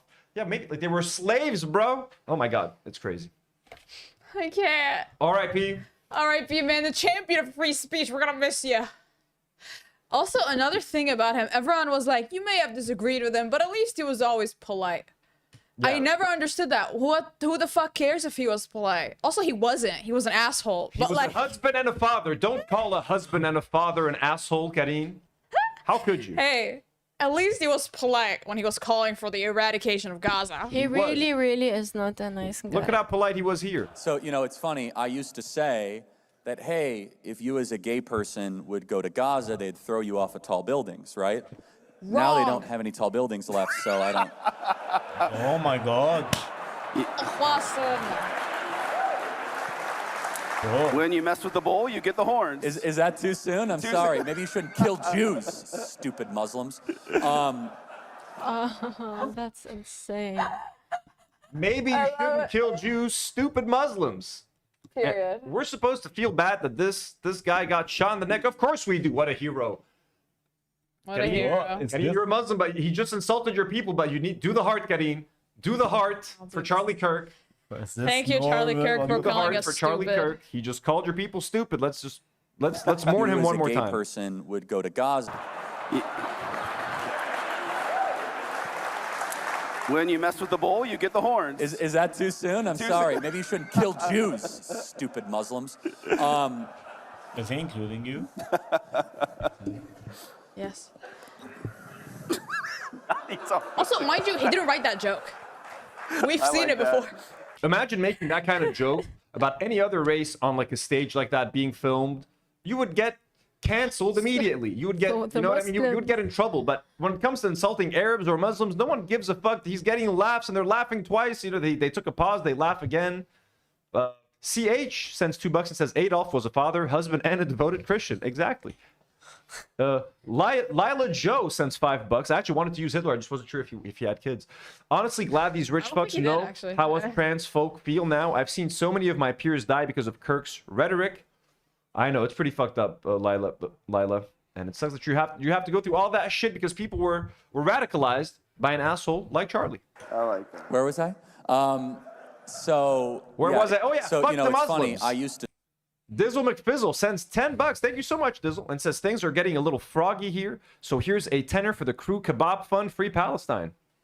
We'll need a bit more than 10 for that. It's part of the fund. It's part of the fund. The kebabs. He doesn't have to get you all kebabs. One kebab. 2 kebabs. $5 we can get 2 kebabs. Maybe. I can get you 2 kebabs. Where? Jabur. Jabur. Jabur has a pretty decent kebab. Okay, so now let's get into some hypocrisy. So now you have all these Republicans freaking out like, how dare you say that Charlie Kirk wasn't a hero? Don't you have respect for the dead? Let's see what some of these cowards and hypocrites were saying online. So for example, Yakolov said, very telling that every single Free Palestine supporter is celebrating the assassination of Charlie Kirk. Let's see what he said before about Gaza. Flatten everything. Spare no school, no children's hospital, no old age home. Delete their entire gene pool off the face of the earth. Yeah. So that same person is saying that it's very telling that every single Free Palestine supporter is celebrating the assassination of Charlie Kirk. So, as you guys can see, kind of unhinged. There's a lot more of these examples. They're very fun. Laura Loomer said, we need to start arresting people for glorifying political violence. Enough is enough. And here's what she said a little earlier in 2017. Over 2,000 migrants have died crossing the Mediterranean so far this year. She said, good, here's to 2,000 more. Jesus, you guys are fucking insane. Psychos. Crazy shit. Seriously deranged. They don't sell empathy at the Republican store. Fucking Bill Maher. Bill Maher condemns people who mocked Charlie Kirk's death. I think you're gross. And here's Bill Maher dressed as a dead Steve Irwin for Halloween. By the way, when I was a kid, I remember I cried when I found out that Steve Irwin had died. It was one of the first time I ever cried for a celebrity, someone I didn't know. But to me, he was Superman. Like how could you kill Superman? He's the guy who held alligators, swam with sharks. And for Bill Maher, this disgusting fucking pig, to make fun of Steve Irwin. So again, this guy, all these fucking hypocrites. You can't mock Charlie Kirk's death and then you walk around fucking dressed like this, you piece of shit. Anyway, so this fucking guy. We don't need to watch. Let's just watch this guy. This is such bullshit. I've never been so pissed in my whole life. And this murder Charlie Kirk right here in Utah. I'm so freaking pissed right now. This is bullshit. I just saw blood squirting out of his neck. This is like a parody. This happened right after. This video is so American. No fucking way. This happened right after he died. It really looks like a parody. I love that guy. Yeah, it does feel right. It doesn't feel real. He would have been our next president.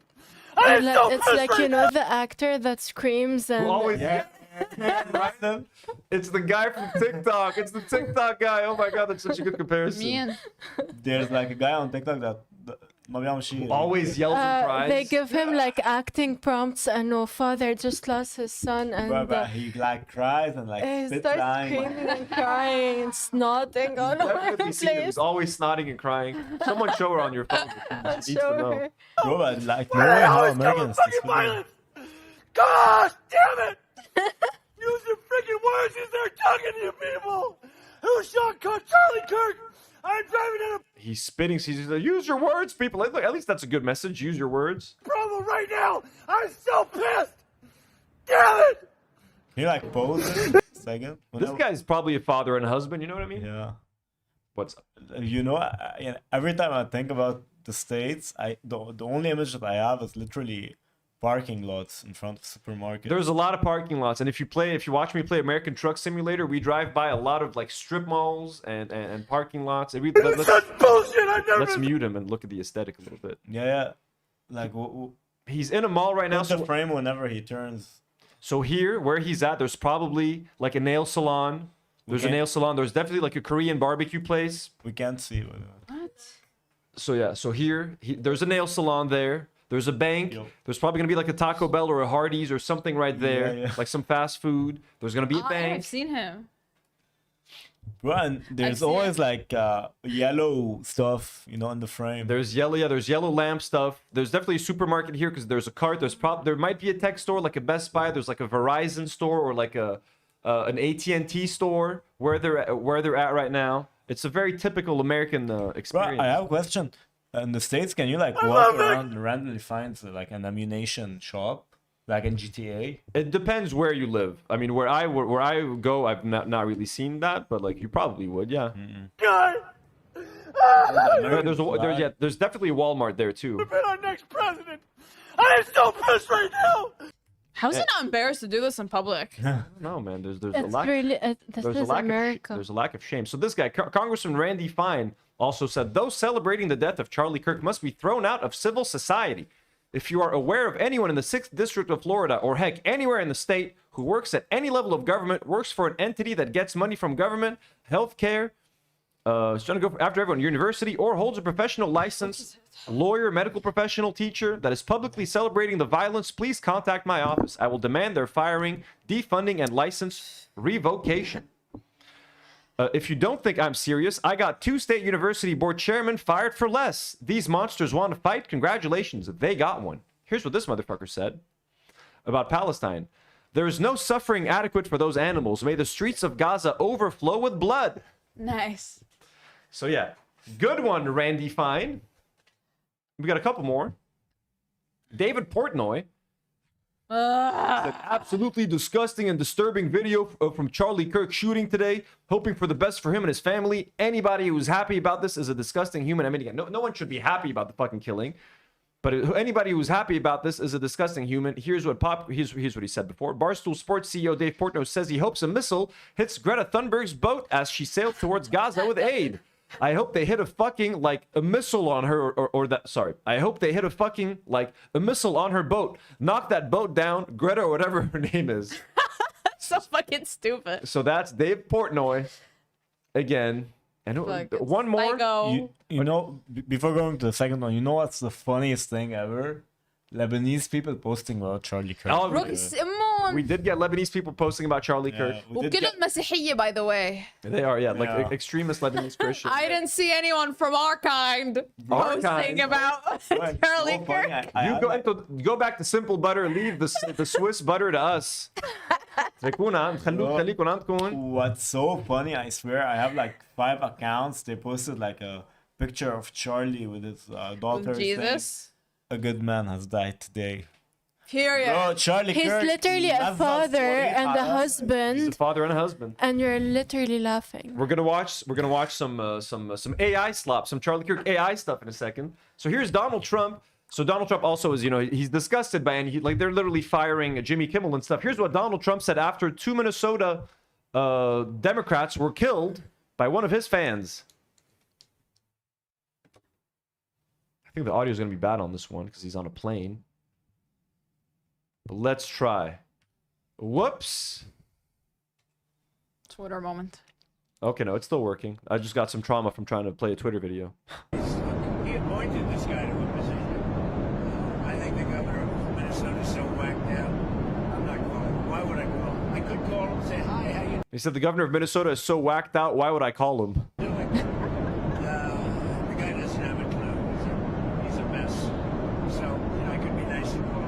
The guy doesn't have a clue. Anyways, he's being so... I think the governor of Minnesota is so whacked out, I'm not calling him. Why would I call him? The guy doesn't have a clue. He's a mess. I could be nice and call him, but why waste time? So that's what Trump said. And even when they asked him like how he feels about Charlie Kirk, he's like, oh, we're remodeling the ballroom. Trump remodel. Let's see if we have that. Do we have that clip? Everyone liked the stream, by the way. Fucking like the stream right the fuck now. Like the fucking stream right fucking now. Okay, we don't need to check this out. We got some more things to react to, folks. Some more stuff. If there's a couple of super chats, I think you guys can catch up with the last 2 or the last 3, I believe. After Dizzle McFizzles, Far Twain sent one. Nour, can you read them? Yep.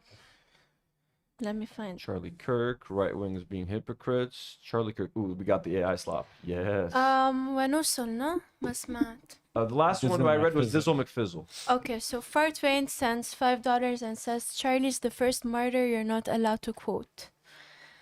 Right? It's because if you, anytime you quote him, you make him sound like an asshole. Sunflower Dragon sends also $5 and says, plenty of serial killers were husbands and fathers. Many were Christians also. If heaven exists, I guarantee Kirk isn't there. That's true, and a lot of serial killers justify their killings by being Christian. And Eve sends $2 and says, Thank you so much, by the way. Khan, an amazing husband, just like Charlie. Plenty of serial killers were husbands and fathers. Many were Christians. Also, if heaven exists, oh yeah, guarantees. Look, I mean, Charlie Kirk is, as much as we love him, he's probably burning in hell. Unfortunately, sadly, we wish we could do something to convince our heavenly Father. Please, God, he belongs in heaven with Jesus Christ. Well, I mean, look, according to this AI slop, Jesus himself carried him into heaven. Really? Well, imagine if he's dead now, then he goes to heaven and discovers that there is no Christianity, only Muslims. Or like he sees Jesus. We're up there. He sees Jesus hanging out with a couple of black people. He's like, whoa. What is Crazy this? Jesus. Did you actually know that during slavery?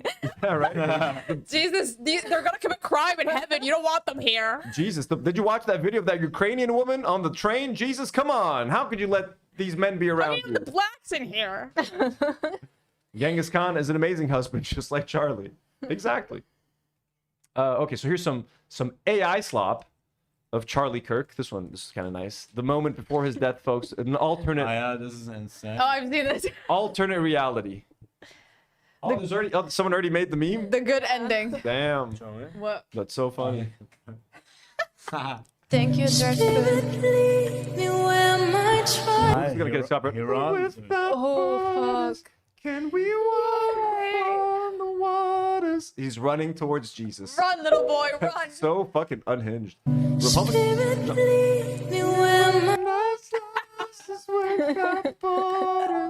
Can we walk upon the waters? Like if you cried. This is so bad. It's so funny though, like the way he runs. It's so goofy. Running to Like for Jesus and go for Satan. Like, shouldn't the person who made this go to jail? Like, this person should be arrested. Wait, Nadim, what did you say? Something racist to this. I think I missed a funny joke. Okay, then this one, Jesus here is here to, and I love he's wearing an American t-shirt. Fuck yes. Let's go. Sometimes I fall. Awesome song. Damn, when you think of Jesus, you think of country music. Wow, rap. this is a crazy visual. Guys, I can't. Oh my god. Bro, that's a... Oh, now he's looking down at us. Let today be the day. It's called like that. Jesus is an Arab, you know, so... No, Jesus is white. Jesus is like yassified over here, bro. He looks like He's like Squidward. It's like Chad handsome- Jesus. Yeah, Chad Jesus. Let's watch this again. This is way too Sometimes I fall. Oh man, you made Jesus cry. He's wrapped in he's wrapped in the flag, but like for some reason it's like it's cut out of the robe. It's a robe. It's the robe, right? It's like a dress. It's an American flag robe. This is the best. Aww. Looking down on planet they're Earth. Looking down at us. So Charlie's like, you see Jesus? Thank you, Jesus and Charlie Kirk. Jesus, there's too many blacks on that continent right over there. You think you can get rid of some of the blacks? But Charlie, they're your brothers and sisters. No, Jesus, they're disgusting. He's crying because Jesus refuses to kill the blacks in Africa. He's like, fuck, what about the stupid Muslims though? Can you get rid of them? Can I at least get the Muslims, Jesus? No, Charlie, we must love everyone. Heaven sucks, bro. This is so fucking insane. Why is the American flag in heaven? Why Jesus looks like a Because heaven is in America, obviously. Heaven is American. He looks like a Fortnite character. Like Jesus is like so CG over here too. Like look at He that. looks like an NPC. Because heaven is American. Heaven is only It's only white people, like you said it earlier. Do you need a passport to go there? U.S. Maybe you need a visa. You'll need. Mine's being revoked, so I can't get to heaven For anymore. sure. Spirit, lead me when my time. Oh, because but there's like a black guy in this picture. And it's fucking MLK, yeah. Martin Luther King. Charlie Kirk would hate Martin Luther King. Like, you know what I mean? Black. Like he thinks black women have no processing power, and they're comparing him to Jesus. Jesus, MLK, fucking All those Kennedy. words. Kennedy, Lincoln who freed the slaves essentially, And Jesus. and Jesus Christ. Christ With of Charlie- Nazareth. American. Bro, it's so crazy that there's Jesus in this picture. They're so because of desperate. words. They're so desperate for to make this man a martyr, to make this man a hero. I just love how they're like, they killed him because he just said a few words. Words exist in a vacuum and they have no effect on the material world, right, guys? He was respectful, Karine. He was respectful. And he's a father. Manus Arcade says he was a father. So was Anas El Sharif. Did they mourn him? No, they did not. That is correct. The ones where they put him with next to like Malcolm X are so fucking funny. I know, right? Imagine believing both of those guys are the same. So what are Israeli artists up to right now, you wonder? Well, they're making murals of Charlie Kirk. This right there behind me is a mural in honor of Charlie Kirk. This could be the first mural in his honor in the world, and it's here in Israel. This is That's something to brag about. how much he meant to us, because he was a champion of the Judeo-Christian alliance. He was a staunch friend of Israel, and we will never forget Staunch? those that stand for the truth. I am Israeli and this is my art. So we honor his memory, and from here, we vow to stand together for the For some reason, I feel like this is fucking copyrighted. It for sure is. I'm getting fucked for this fucking video now. stand together and let Charlie Kirk's legacy live on. Wow. That's touching. Beautiful. Very touching. Do you guys feel touched? Yeah, I feel touched inappropriately. Yeah. That's what I was gonna say as well. Oh, let's just watch this one more I time. feel Can we, please? harassed. Run, Charlie, run! Run, Charlie, run faster. Whenever yours. Okay, so It's crazy because it looks like Jesus bombed himself whenever he... Check out- Charlie running towards him. check out the murals in Palestine. Look at that. We've got some George Floyd murals. Black Lives Matter. We are not numbers. There's strong solidarity between Palestinians and black culture because of a lot of the similar circumstances that they've experienced. Subjugation.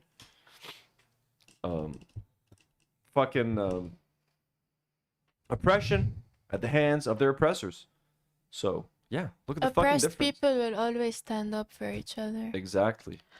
I'm confused about the Charlie Jesus video. Like, he didn't get shot, so like, why'd he go to heaven in that alternate timeline?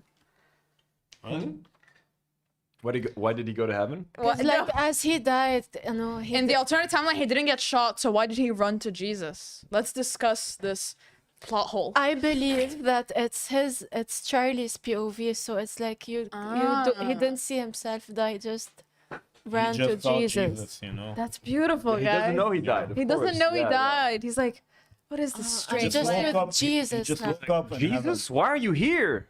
Charlie, Yeah. your time has come. What do you mean? I was just debating this guy and telling him that, gang violence is the number one reason for gun violence in America, and that blacks are the reason for all these crimes. It's okay, Charlie. You've done well. Come, just run up these stairs. Come with me. All right, Jesus. I'm running. We're getting so demonetized. Okay. Here is Charlie Kirk's wife making a TikTok with his corpse. This is not weird at all. This was so fucking creepy.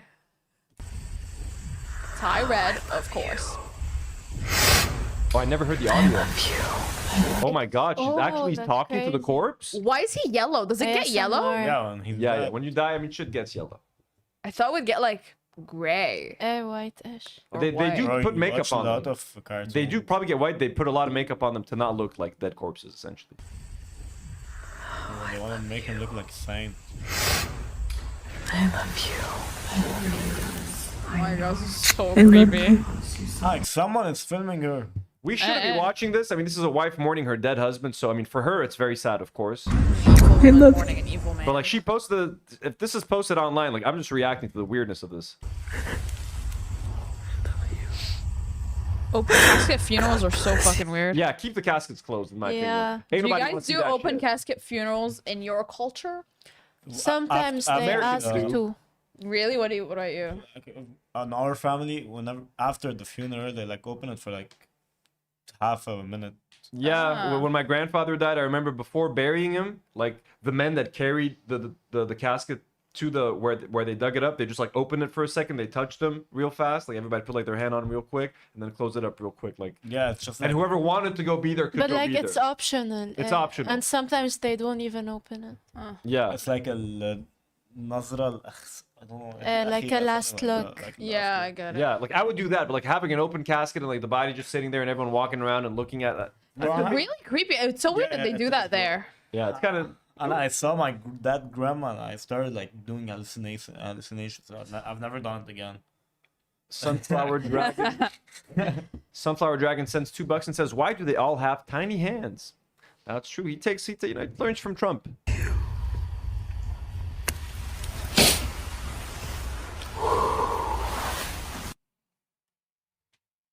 These are some photos. I mean, look, it's obviously sad to see a wife mourning her husband. This is depressing. He was a husband and a father, folks. These are his children, and that's his wife. Beautiful Aryan babies. Adam. This is.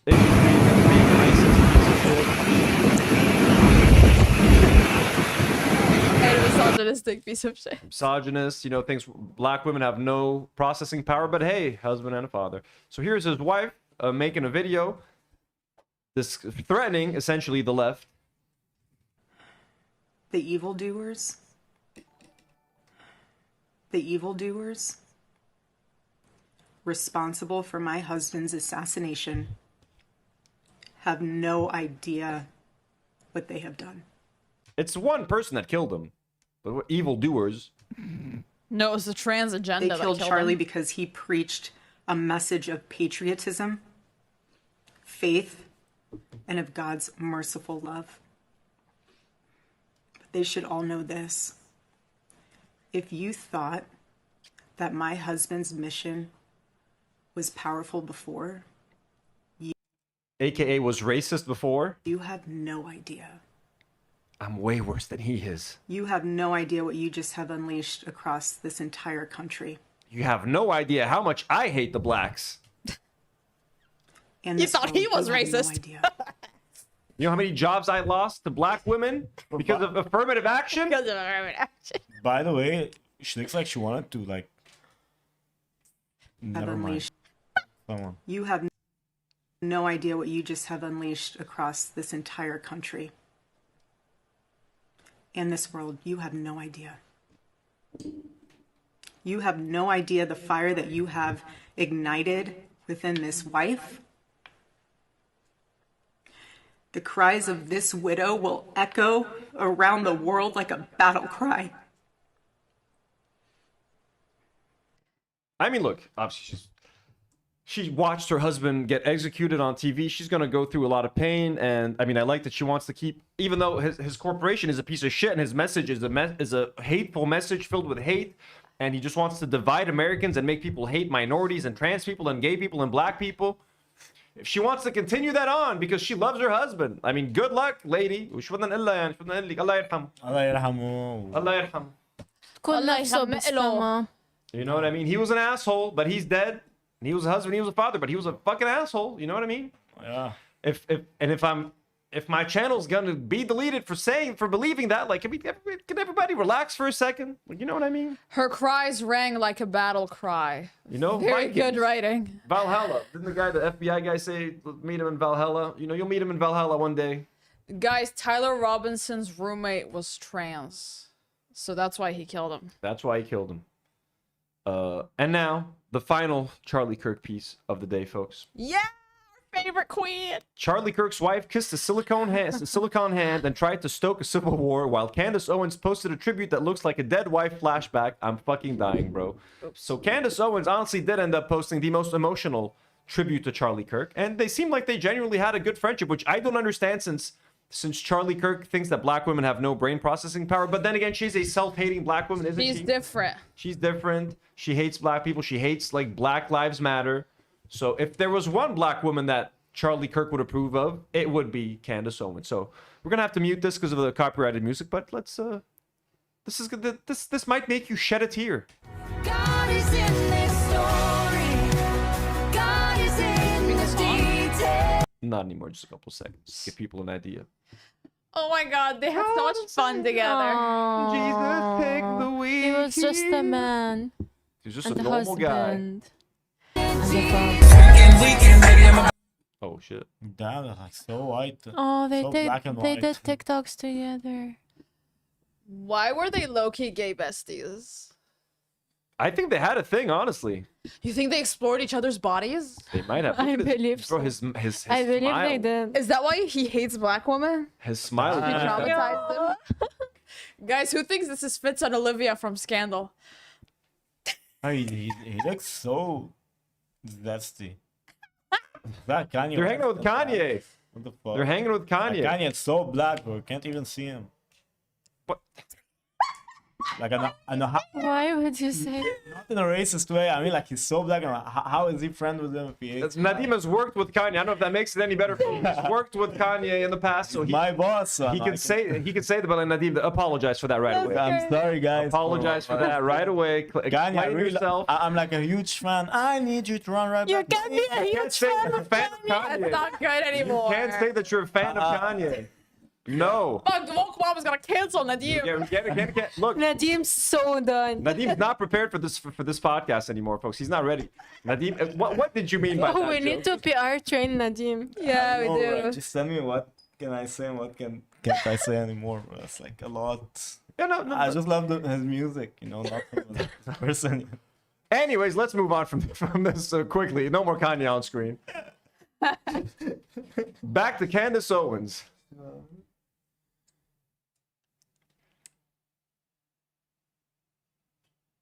Beautiful. She really loved them, huh? Emotional. She actually really did. Emotional. When she's not thinking about Macron's wife being a man, she's thinking about Charlie. A few more seconds of music. Yes, you look. That's so emotional.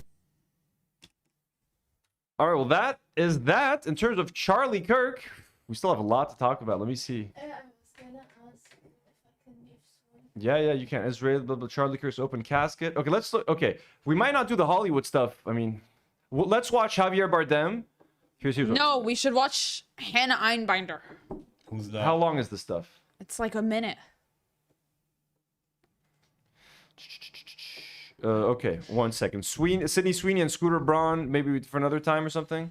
Plus, it's old news. They probably broke up by now. Probably. Okay, cool. The worst two people you've ever met. To date.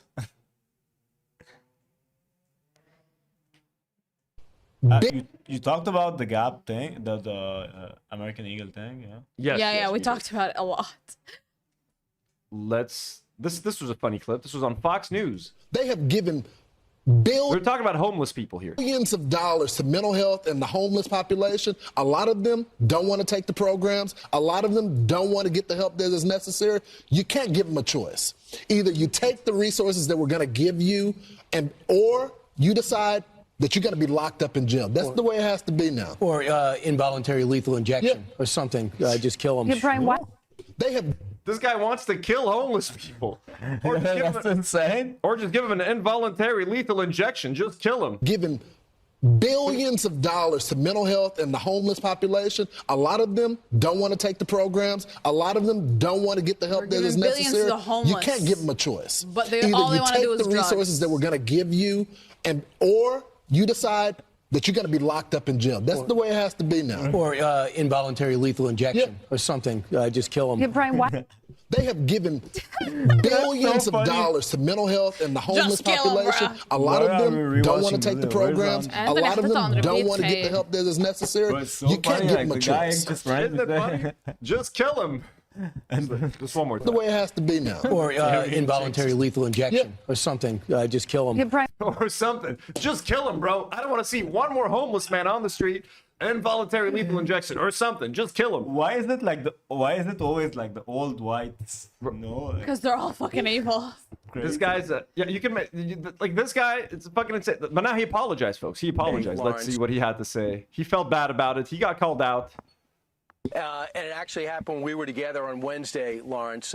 In the morning, we were discussing the murder of Irina Saruska in Charlotte, North Carolina, and how to stop these kinds of attacks by homeless, mentally ill assailants, including institutionalizing or jailing such people so they cannot attack again. Now, during that discussion, I wrongly said they should get lethal injections. I apologize for that extremely callous remark. I'm obviously aware that not all mentally ill homeless people act as the perpetrator. Bro, aren't like most homeless people like there's a lot of like U.S. veterans, Army veterans, and like the fact that they were saying you should put them in jail is already fucked up. But the fact that he said you should kill him makes the first half of that clip seem tame in comparison. Yeah. Like already what they were discussing was crazy. Like, hey, they're refusing help, just throw them in prison or something. Actually, just kill them. They're both fucking insane. But the fact that he said kill him makes the other guy seem reasonable for some reason. Imagine, oh yeah, like, prison. Start sniping homeless people from afar. Like, yeah, Ashway, that's what he wants. Did in North Carolina, and that so many homeless people deserve our empathy and compassion. Lawrence, back to you. Yeah, right. Sure, brother. Lawrence, back to you. I feel really bad about what I said. Trust me. Trust me, bro. Sunflower Dragon sends $5 and says, my cries will echo like a battle cry until I marry a billionaire.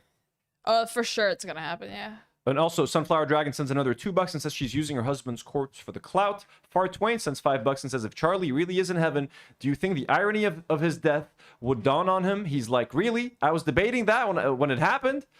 He does not. He's definitely not debating anything. He's like, he's, you know.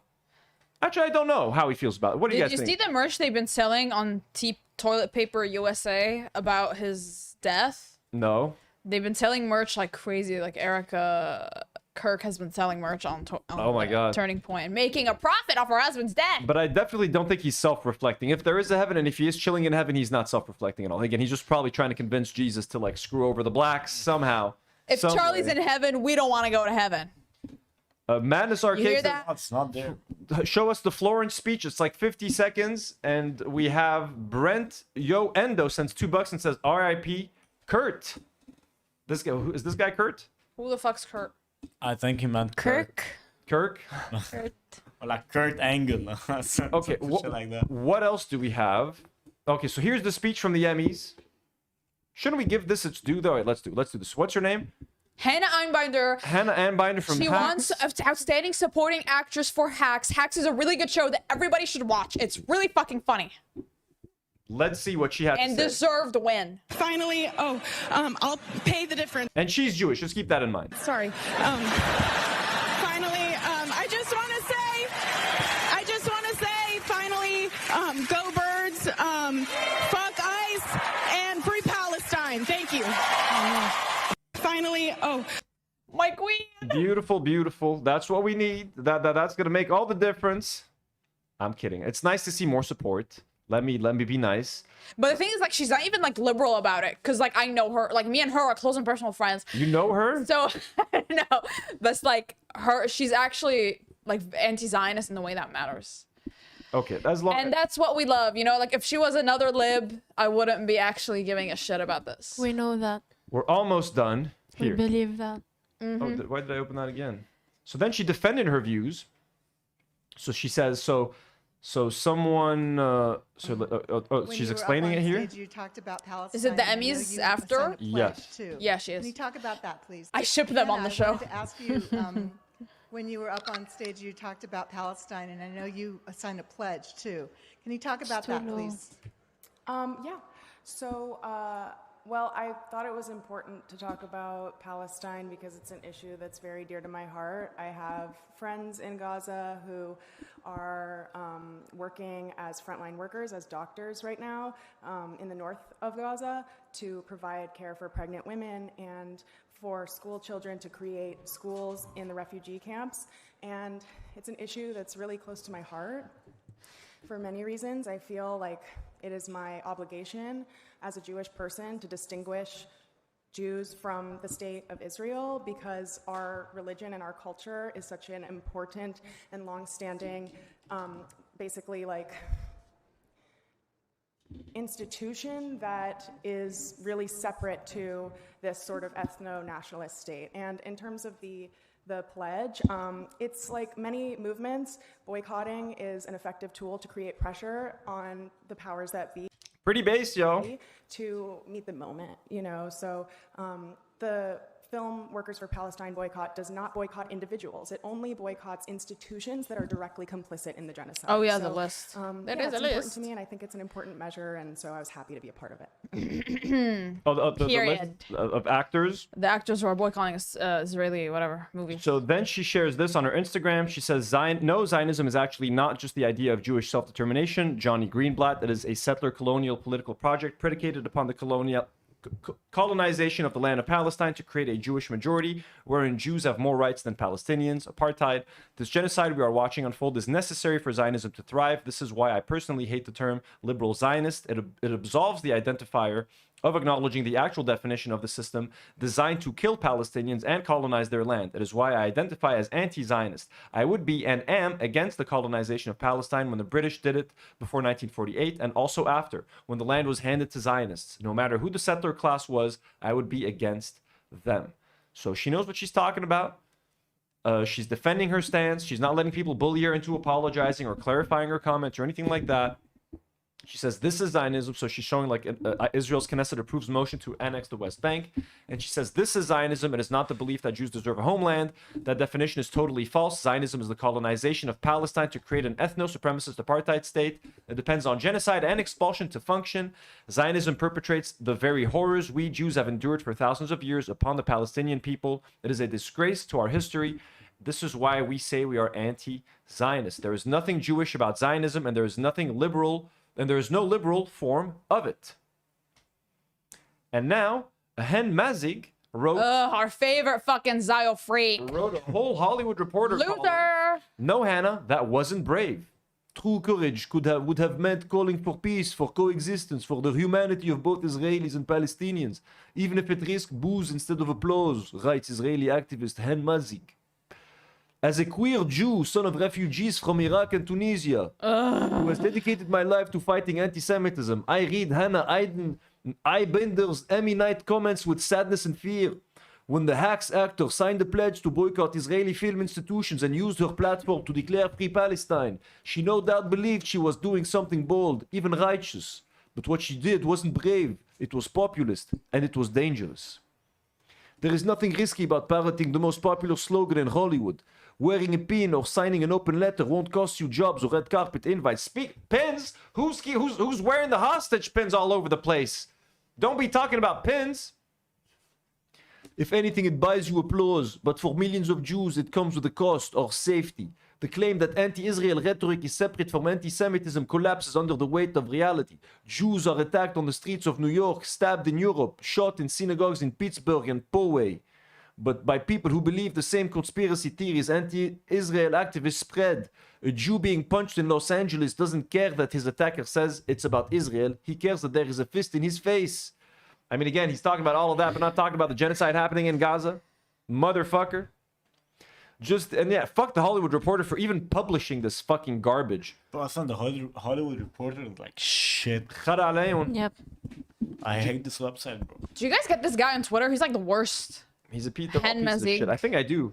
No, Akid you do, because he posts the most rage-baity fucking fuck shit ever. Is he like an actor or a producer? No, he's some deadbeat. I don't know what he is. He's an Israeli activist. Just this past May, a gunman opened fire outside the Capitol Jewish Museum in Washington, D.C. during a reception hosted by the American Jewish Committee, killing a Jewish woman and her partner. He's a writer. Witnesses say the shooter shouted, "Free Palestine." Hannah Einbinder did not condemn it. Instead, she repeated it on stage. Oh, now we have to condemn Free Palestine. Very nice.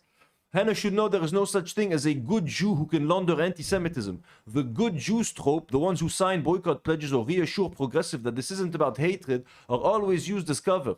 So yeah, he's calling her a token Jew, essentially. They are never enough. And at the end of the day, the people demanding good Jews don't actually believe there is anything good about being Jewish. This is a long, we're not going to read the... Oh, it's not that long, actually. We can finish it. We don't have to. It's okay. Okay, this is why her world stings so deeply, blah, blah, blah. She's not a comedian with a platform. She's a Jewish comedian. The truth is blah, blah, blah. But the truth is that according to a Pew Research survey in 2021, more than 80% of American Jews say they are pro-Israel. There's that line again. Hannah Einbinder had a rare moment where the world was listening. She could have built a bridge. Instead, she burned one. This is great Hacks promo. Everybody go watch Hacks right now. It's really good. And let's watch our boy Javier Bardem. Finally, when we listed him on the tier list, we were like, he hasn't done enough. He like signed something and like made some declaration somewhere. Now he did that. Now I love the man. Now Javier, good job. He's rocking the kefeye. Look at him right here. He's not even trying to fucking pretend. And listen to how eloquently he just breaks it down over here. You gotta go. Nour's gotta go. You going by cab or you going with the? Here, let me. Ride is here. Let me give you some cab. Bye, Nour. Bye. Folks, now I got it right here. Boom. You grab it on the way. We're gonna watch some Javier Bardem while Nour leaves, folks. Nour, enjoy. We're gonna BRB. Let's leave in privacy, folks. Have a great day. Privacy.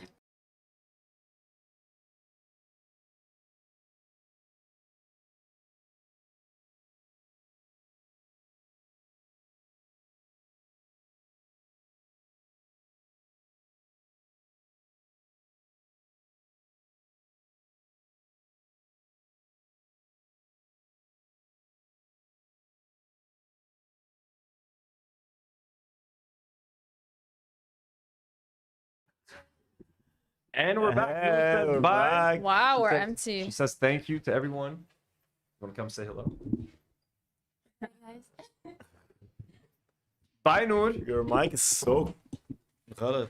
Let us watch what this Javier Bardem man said to this If man. you find out a company that you're going to go into business with is in business with Israel, what do you do? I won't work.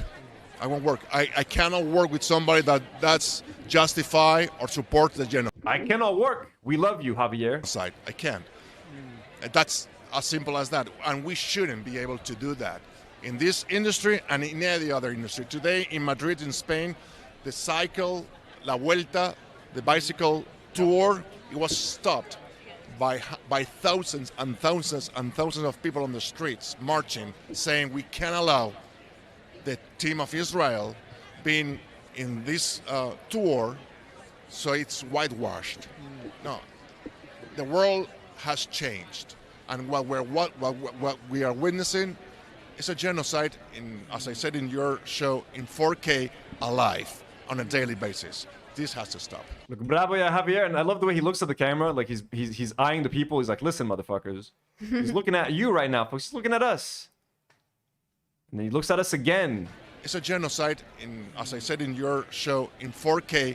Bravo, Amjad. Honestly, I mean, is this gonna make a difference? No, but it's refreshing to see people like Javier Bardem is a heavyweight in Hollywood. Him and Penelope Cruz, they have like a voice. They're really big. There's some actors that are like beyond, like these are A-listers. You know what I mean? You can like the lady that just won the Emmy. She's not an A-lister. No offense. Fucking don't call her the lady. She has a name. What's her name? Hannah? Hannah. Okay, she's not an A-lister. So her saying like free Palestine, that means, okay, that's good. Good for her. But Javier Bardem and Penelope Cruz, they are Hollywood royalty. So for them to take that stance, that's pretty, we need voices We need like this. more A-listers, I think, to... We need Taylor Swift to speak up. Taylor Swift, fuck her. The khalas, it's over. Give up on Taylor Swift.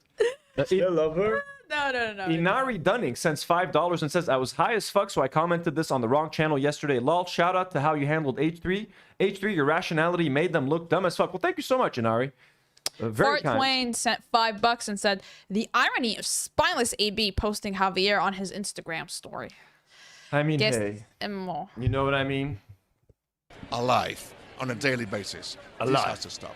If you find out a company that you're going to go We're going into... to watch the Florence Pugh speech, I promise. Please watch Mehdi Hassan's speech at Together for Palestine. It was passionate and electrifying. He honored the journalists. Look, I'll be honest. I don't love Mehdi Hassan. Me I know neither. what he's going to say. Let's watch the Florence Pugh one. Let's compromise.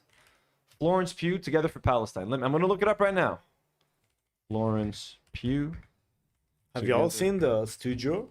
Yes. I've been wanting to watch it for so Bro, long. Like so cool. It's very It funny. won Emmys, so... Yeah, it won a lot of fun. I don't love Seth Rogen, sorry, guys. I'm watching it now. It's very funny. I want to watch it for Catherine Hahn. Yeah. Let's see. But like Nathan Fielder deserved the directing for comedy. I love him. No, but actually, they did like a really great job. Huh. Like Seth. Yeah, I'm sure. Free! It's so powerful to be here, to be in community with you. Ladies and gentlemen, welcome to the stage, Florence Pugh. This is Riz Ahmed and Florence Pugh. Good evening, everyone. I'm going to keep it short and simple. It has been such a special evening to be a part of it, to witness it. Thank you for showing up. Yeah, thank you for showing up. A small note. Silence in the face of such suffering is not neutrality. It is complicity.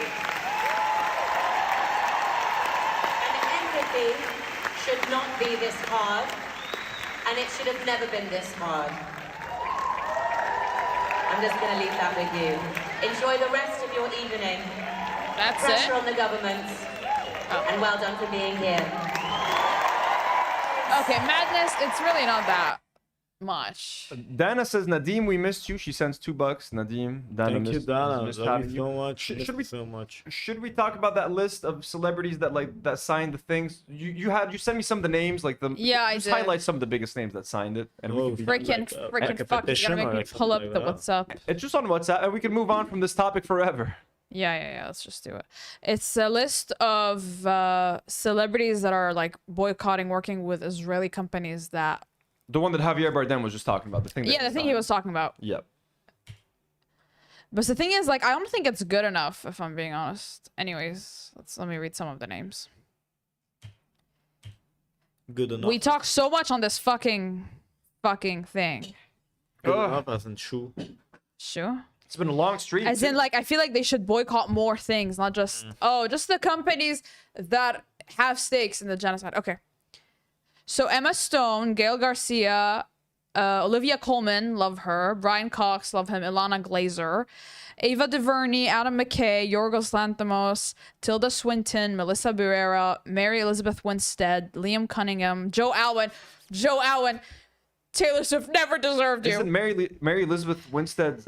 She's Obi-Wan Kenobi's wife. I don't know. Ewan I know her McGregor? from Birds of Prey.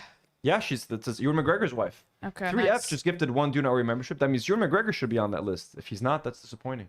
Javier Bardem, Josh O'Connor, Xavier Dolan. I don't know if he's on it. No, I feel like they would have mentioned him. if he Xavier was. Dolan, that's his, Nadim's the- idol.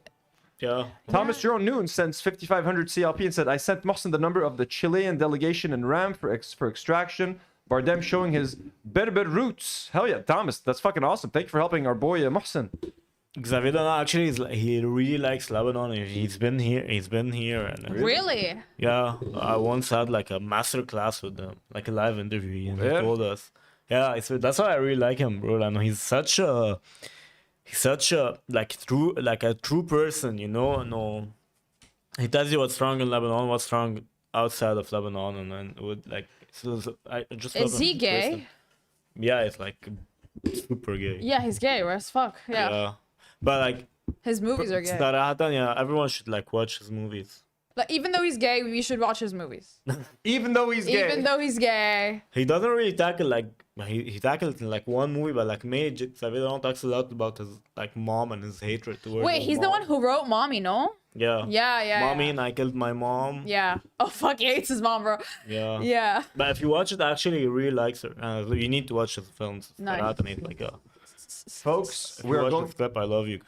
We had a full crew today. We went for like 2.5 hours. We're going to bid you farewell. I just wanted to take a second to thank some of our lovely patrons, our brand new patrons that joined us. Catlin Kelga, Polish Pusher, also Lipton Ramen, Dan Ahmed, Unidentified Florida Man, Katie did ASMR, Yorgis Vilescas, Alice Akerland, got your patrons like Elian Mujabir, Daniel Nechle, EU Watson, superhero patrons like Claudia Khawla and Ahmad, Jordan M, Preston Kroll.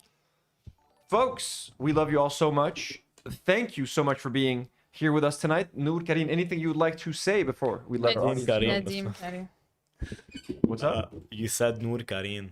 What's that? Nour Karine? Nour Nadim. Karine. You should be on the show more often. Yeah, I want to do that, but like I've been really busy with work. يعطيك العافية. Thank you. It's been nice to have you back. Yeah. Brent Yo Endo sends $5 before letting us go and says, I've never watched Ethan Klein. Has he ever cried for Palestinians like he did for Kurt? If so, how recently? He did cry for I'm going to give him credit. He cried once for Palestinians when he was having that first conversation with Hassan on that final episode of Leftovers. He cried after watching a video of like a dad carrying his dead kid. So he did cry once for Palestine about 2 years ago. He cried for like Charlie Kirk. He cried for Charlie Kirk as well. Folks, thank you so much to everybody who donated, to everybody who gifted memberships. We love you all so much. I'll be back with a member stream very soon. Might do a gaming stream tomorrow during the day like I did today a little bit earlier. We love you all so much. Thank you for joining us. Thank you for being so generous and helping support the channel. We will see you soon with way more. H3 is live tomorrow, so they're going to be hopefully responding to my response. If they do, we will respond to their response next week. Or And it's going to be never ending. Or on Saturday. We'll keep going back and forth. Please make it end, guys. Like, create a hashtag or something. No. It's never going to end. Do it. With all that, folks, we love you very much. Thank you for joining us. Thank you for the support. Have a great rest of your day, night, wherever you're at. And as always, do not worry.